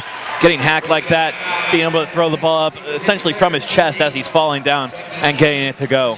Tremendous display of strength, and he's been dominant all night in the paint. It's Flegel's 3rd foul. Speaking of players with several fouls, Probst has checked back in for the first time since the early goings of the second half. He has 4 personals. Steiff's free throw is good, and it's a 4-point lead, rather a 3-point lead for the Bearcats, 64-61. 20th point of the night for Dylan Steiff as well. First one to hit 20 for either side. St. Vincent changing the shape of its zone a bit now, coming out, extending all the way to the 3-point arc. Durham around to Caroli. He steps in, has Ellis underneath. Ellis, and 1! I think that was Ben Klimchak on the backside. Ellis answering Steiff's and 1. And he'll go to the line with a chance to retie this game. With that foul, committed by Klimchak, his 3rd. Both teams are in the bonus. St. Vincent just committed its 7th team foul. The Yellow Jackets have committed a total of 8. Ellis is the team's best free throw shooter. He misses what would have been the tying shot.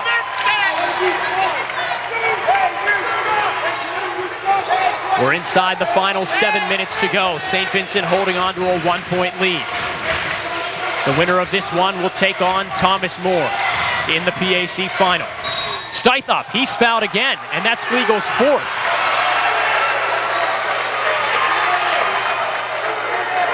With 6:37 remaining in the contest, Waynesburg has its 2 leading scorers in dangerous foul trouble. Both of them have committed 4 fouls. That's Flegel and Probst.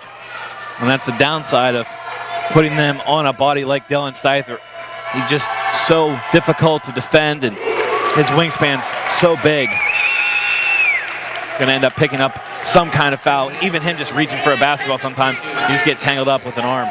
Steiff has a game-high 21. Flegel checks out just as he was starting to flourish a bit for the Yellow Jackets. In for him is Lavishak, who's seen a considerable amount of minutes, many more than he normally has, coming off the bench.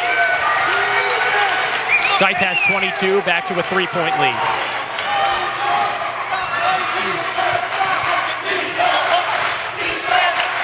Durham sets things up between the circles for Waynesburg. He gets it back from Caroli, now over to Ellis, driving with the left hand, scooping, blocked by Steiff. He gets the rebound, loses control of it, Kett gets it, here's Howard. Howard to Steiff, he wants to go inside, and a charge is called. One official put up the hand for a defensive foul, the other one here near the scorer's table called it an offensive foul. Labashak doing a great job of getting there in position before Steiff does, who picks up his second personal, 8th team foul for the Bearcats.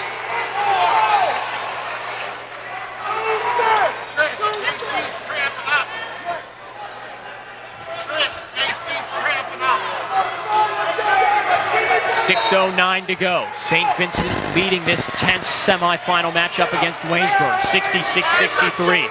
The Jackets faring much better in this second half than they did against St. Vincent earlier on this season when the teams met here at the Carey Center, and the Bearcats ran away with a 19-point victory. Labashak misses, Steiff gets up and grabs the board. Waynesburg has had very limited second chance opportunities in this game, and that's a sign of it there as Steiff gets the board and another one and done for Waynesburg. Turner now goes inside, scoops it with the left hand, a 5-point lead for St. Vincent. Both Turner and Steiff have more than 20 points tonight, 68-63 with 5:30 left.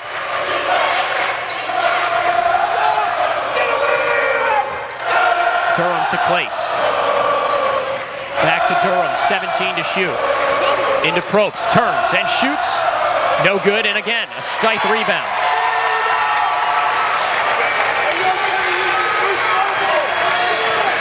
Jason Probst maybe showing some signs of rust there. He hasn't seen much time tonight because of foul trouble. Turner gets it from Steiff, 20 to shoot, under 5 minutes to go, and a foul is committed by Christian Caroli. That puts Waynesburg in the double bonus. And it's Caroli's third. Coach Christner wants a timeout. Waynesburg has 3 remaining. Now checking on that other score real quick, or checking on that other game. It's gone final. Thomas More 87, Geneva 65. So Thomas More dots their I's, crosses their T's, and they will host the winner of this game here. They get a all expenses paid, not really, trip to Kentucky for the PAC championship game, which will be held Saturday. I believe if the women's game is beforehand, so if Thomas More was to host and that's the case, the men's game will be at 7 o'clock. I believe the women's game is scheduled for 4 o'clock. Not entirely sure on that. I think that was the rumor when we were here on Tuesday. But if, now that the men's game is there, both championship games will be there. Thomas More will host even if the women's team is not in it. So more exciting basketball is on the card here on the PAC Sports Network. We've got an exciting one for you here. 68-63 is the score late in the second half, inside the final 5 minutes. One more note about Thomas More Geneva, though. It ends a great run by the Golden Tornadoes, who went until the final weekend of the season to pick up their first win. Went 15 conference games without a win, then picked one up against Westminster, beat the Titans again in the play-in game, and then came back to beat the Bethany Bison on the road in the 9-1 game in the quarterfinals, 61-59. And they're absolutely the story of the conference tournament so far, even though they're eliminated. I can't imagine what the buzz was Wednesday morning in Beaver Falls, or even Tuesday night in Beaver Falls once that game against Bethany went final. Back here in the 3-4 game, Turner misses the first of 2 free throws. He was just fouled by Christian Caroli, who put the Jackets in the double bonus. Turner has had plenty of practice from the charity stripe tonight, the bulk of his points coming from there. And with that last made free throw, he now has 9 of 12 shooting from the line. 69-63 is the score. St. Vincent has its largest lead of the half, and Dylan Steiff goes up and steals one.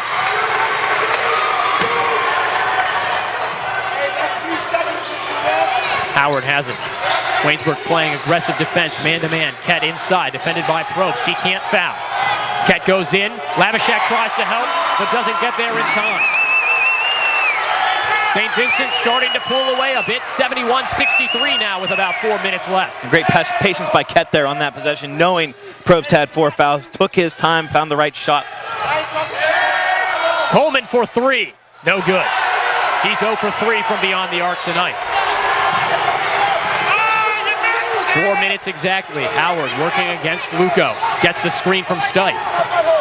Kicks it around to Stipe. Now Klimchuk. Klimchuk only has 3 points tonight. He gives it to Stipe for 3. Good! Dylan Stipe having a fantastic game here in the PAC semifinals, and it's a double-digit lead once again for the Bearcats. Now, a little bit of everything tonight from Stipe. Offensively, defensively, that time for 3. He has 25 now. Coleman answers right back, and a timeout is quickly taken by Coach Christner. 3:27 to go, 74-65 is the score. Coleman picks up his 8th point. We'll take a quick break here on the PAC Sports Network during this full timeout.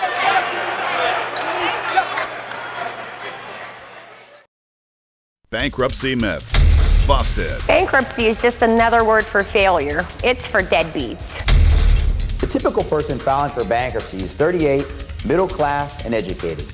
Over 90% of bankruptcies are traceable to job loss, illness, or divorce, factors largely out of anyone's control. Myth. Busted. Bankruptcy myths. Busted. Brought to you by Foster Law Offices. Call today to schedule a free consultation and sleep better tonight.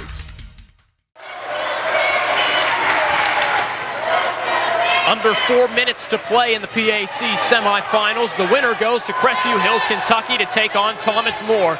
Number 3, St. Vincent leads number 4, Waynesburg, 74-65.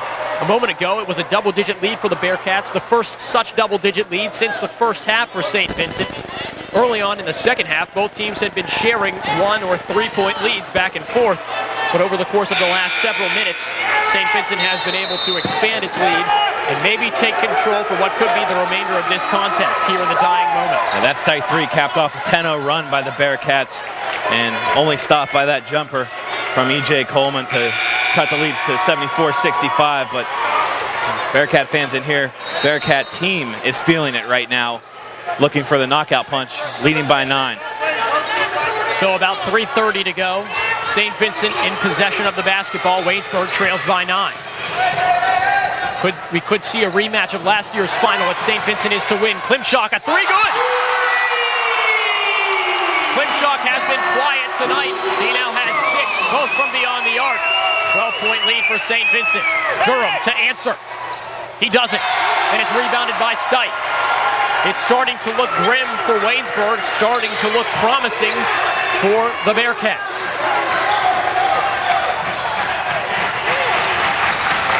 Stipe has it. St. Vincent has had 3-pointers on each of its last 2 possessions, helping to take that 12-point lead. Ket with it. Gets past Luco. Goes inside to Stipe. Back to Klimchuk. Another 3 from Klimchuk. Good! Boy, that's vintage Ben Klimchuk right there. When he's feeling it, he's feeling it. 15-point lead for St. Vincent. That one could be enough to make the lead insurmountable for Waynesburg. Klimchuk pokes it free from Luco. Foul committed by Howard. That's the 9th team foul. And it's Howard's 4th.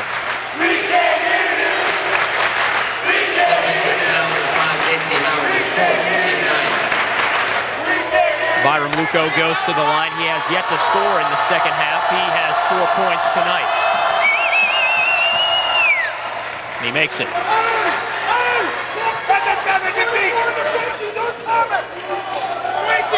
Clock is currently stopped with just over 2 minutes to play in the game. 80-66 is the score. Luco misses that one. Probst chasing after it. Klimchuk as well. He's the last one to touch it. 2:15 left. And D.P. Harris wants a timeout. St. Vincent has 1 more remaining. Now 2:15 to go here. St. Vincent leading by 14. Waynesburg probably in a foul situation, whether they make a hoop or not. Definitely going to need to put the right personnel on the floor with the foul trouble that they're having tonight as well. You don't want to have a player foul out on a needless, just trying to foul to put the team at the free throw line. So Coach Mark Christen probably going to need to do some juggling here. Has 2 timeouts remain, St. Vincent with 1 timeout. And the foul situation, Waynesburg 10 fouls. St. Vincent already shooting double bonus free throws. St. Vincent 9 team fouls, so the next one, Waynesburg will be shooting double bonus as well. Waynesburg, the victim of some great three-point shooting as of late for St. Vincent. Stipe has one recently. Klimchuk has a couple. In fact, I think St. Vincent has made each of its last 3-pointers, helping to take this 14-point lead with a couple of minutes to go. St. Vincent looking for a rematch of the PAC final last year against Thomas More, which it won to advance to the NCAA tournament. The Jackets looking to return to the PAC final for the first time since the 2005-2006 season, where it lost to Bethany 95-64. The Jackets have not made major postseason competition since 1997. St. Vincent has made it as recently as a season ago.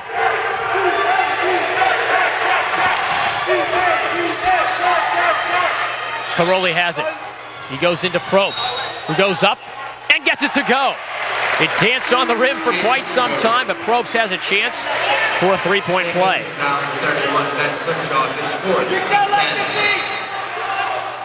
That's only Probst's 4th point as Flegel checks out and Ellis checks in.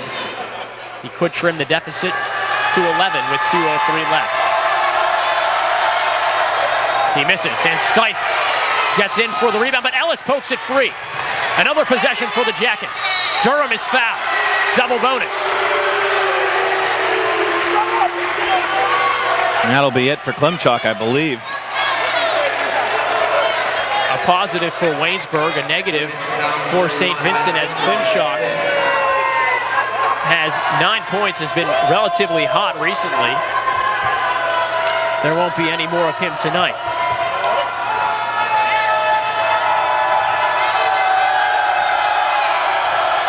Durham's first of 2 is good, as both teams have committed 10 team fouls already in this second half. And not something you need to do if you're St. Vincent. You need to lay off the fouls. Don't let the Yellow Jackets get to the line.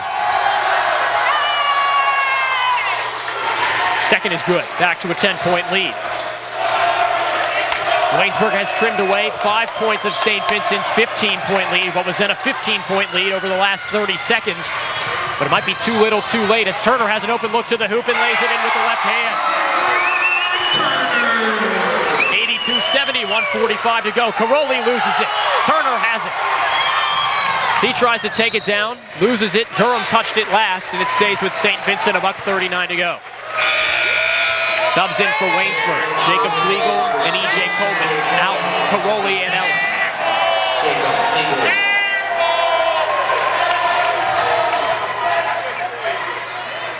Howard to bring it in. Gets it to Turner. 30 seconds to shoot. St. Vincent can use plenty of clock here.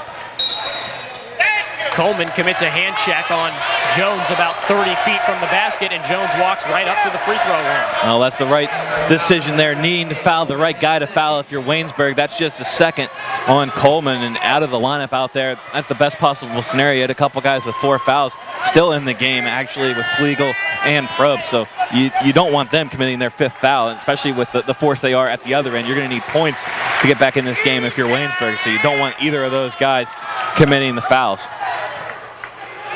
Jones made his first. Here's his second. He misses, 83-70 with 1:30 to go. Coleman brings it up. He drives in. No good. Probst there. No good on the tip. Jump ball called. It'll stay with Waynesburg. 1:21 to go. St. Vincent up 13.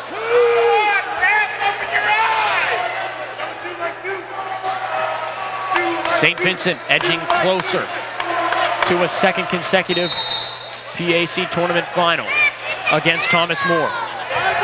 Coleman gets it, steps inside, up and in. He has 10 now, only the second Jacket in double figures. Turner beats the defense. Luco chases him back, 1:10 to go. Waynesburg needs to foul. Jones goes in, gets it to Kett, who kicks it out to Howard, back to Turner. Turner's fouled. Turner, who has 23 points, is 9 of 12 from the charity stripe tonight. At the line for the Bearcats, Clock is stopped with just over a minute to go, and St. Vincent up 11. First is good. Checking in for the Yellow Jackets, number 11. Luco comes out, Caroli comes in. We said at the beginning of the game that limiting the scoring of St. Vincent's role players was a key to Waynesburg's chances at victory, as Turner makes the second. Him and Steiff both have 25. The rest of St. Vincent's squad has 35. 1 minute. And that hot spurt by Klimchak is part of the reason that this game has gotten a little bit out of hand as Coleman drives in and trims it back down to 11. Kett, the big man, in transition, up and dunking it! That is the exclamation point on what will likely be a St. Vincent victory. 87-74, Caroli for 3. He misses. Coleman can't corral it, and it's St. Vincent ball with 43 seconds to go.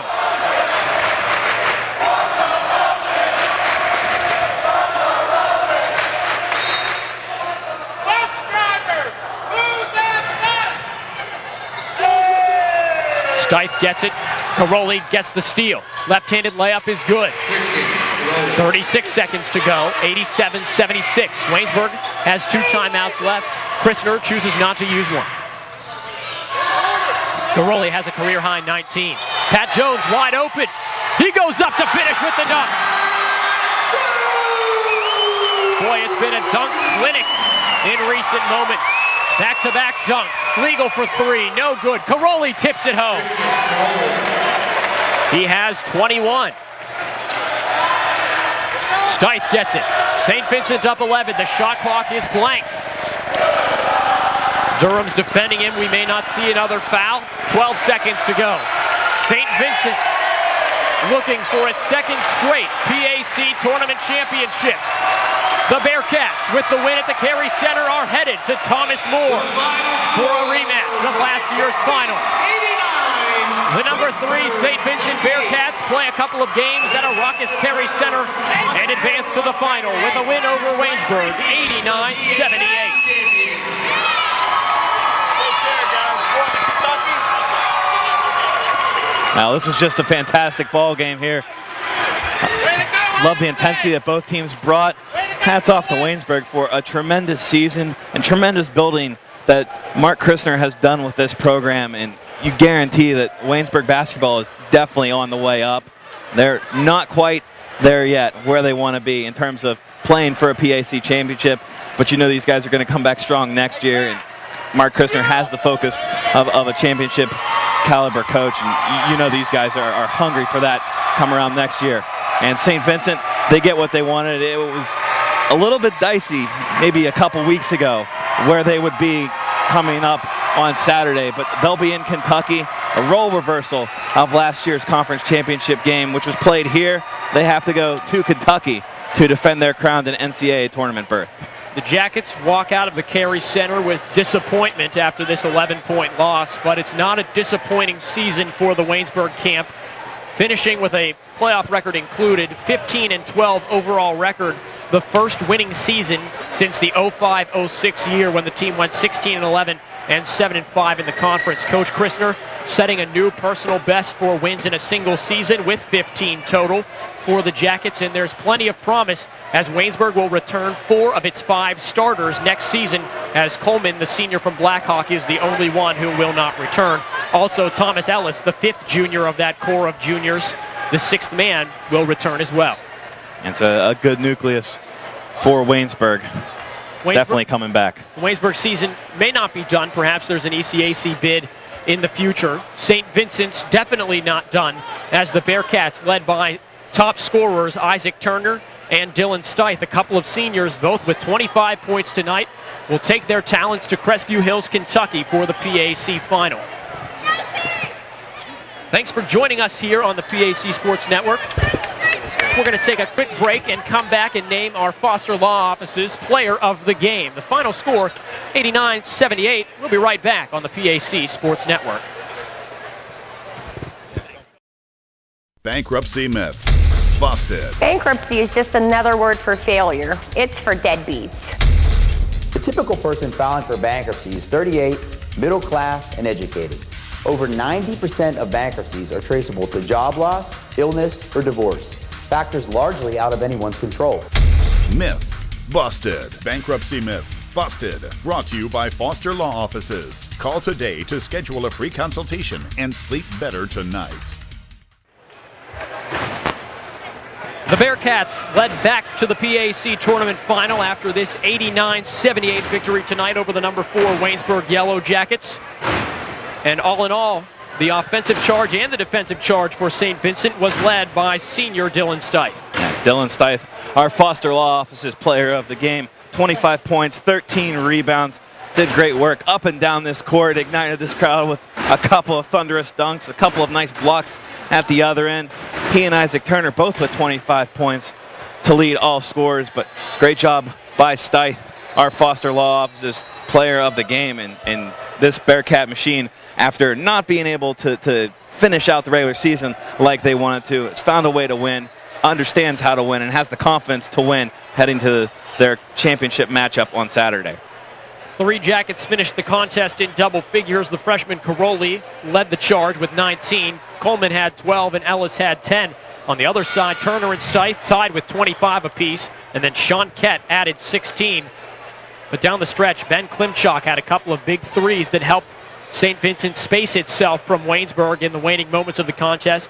And those shots, along with a Steiff three, really separated the two squads in the last minutes of the game.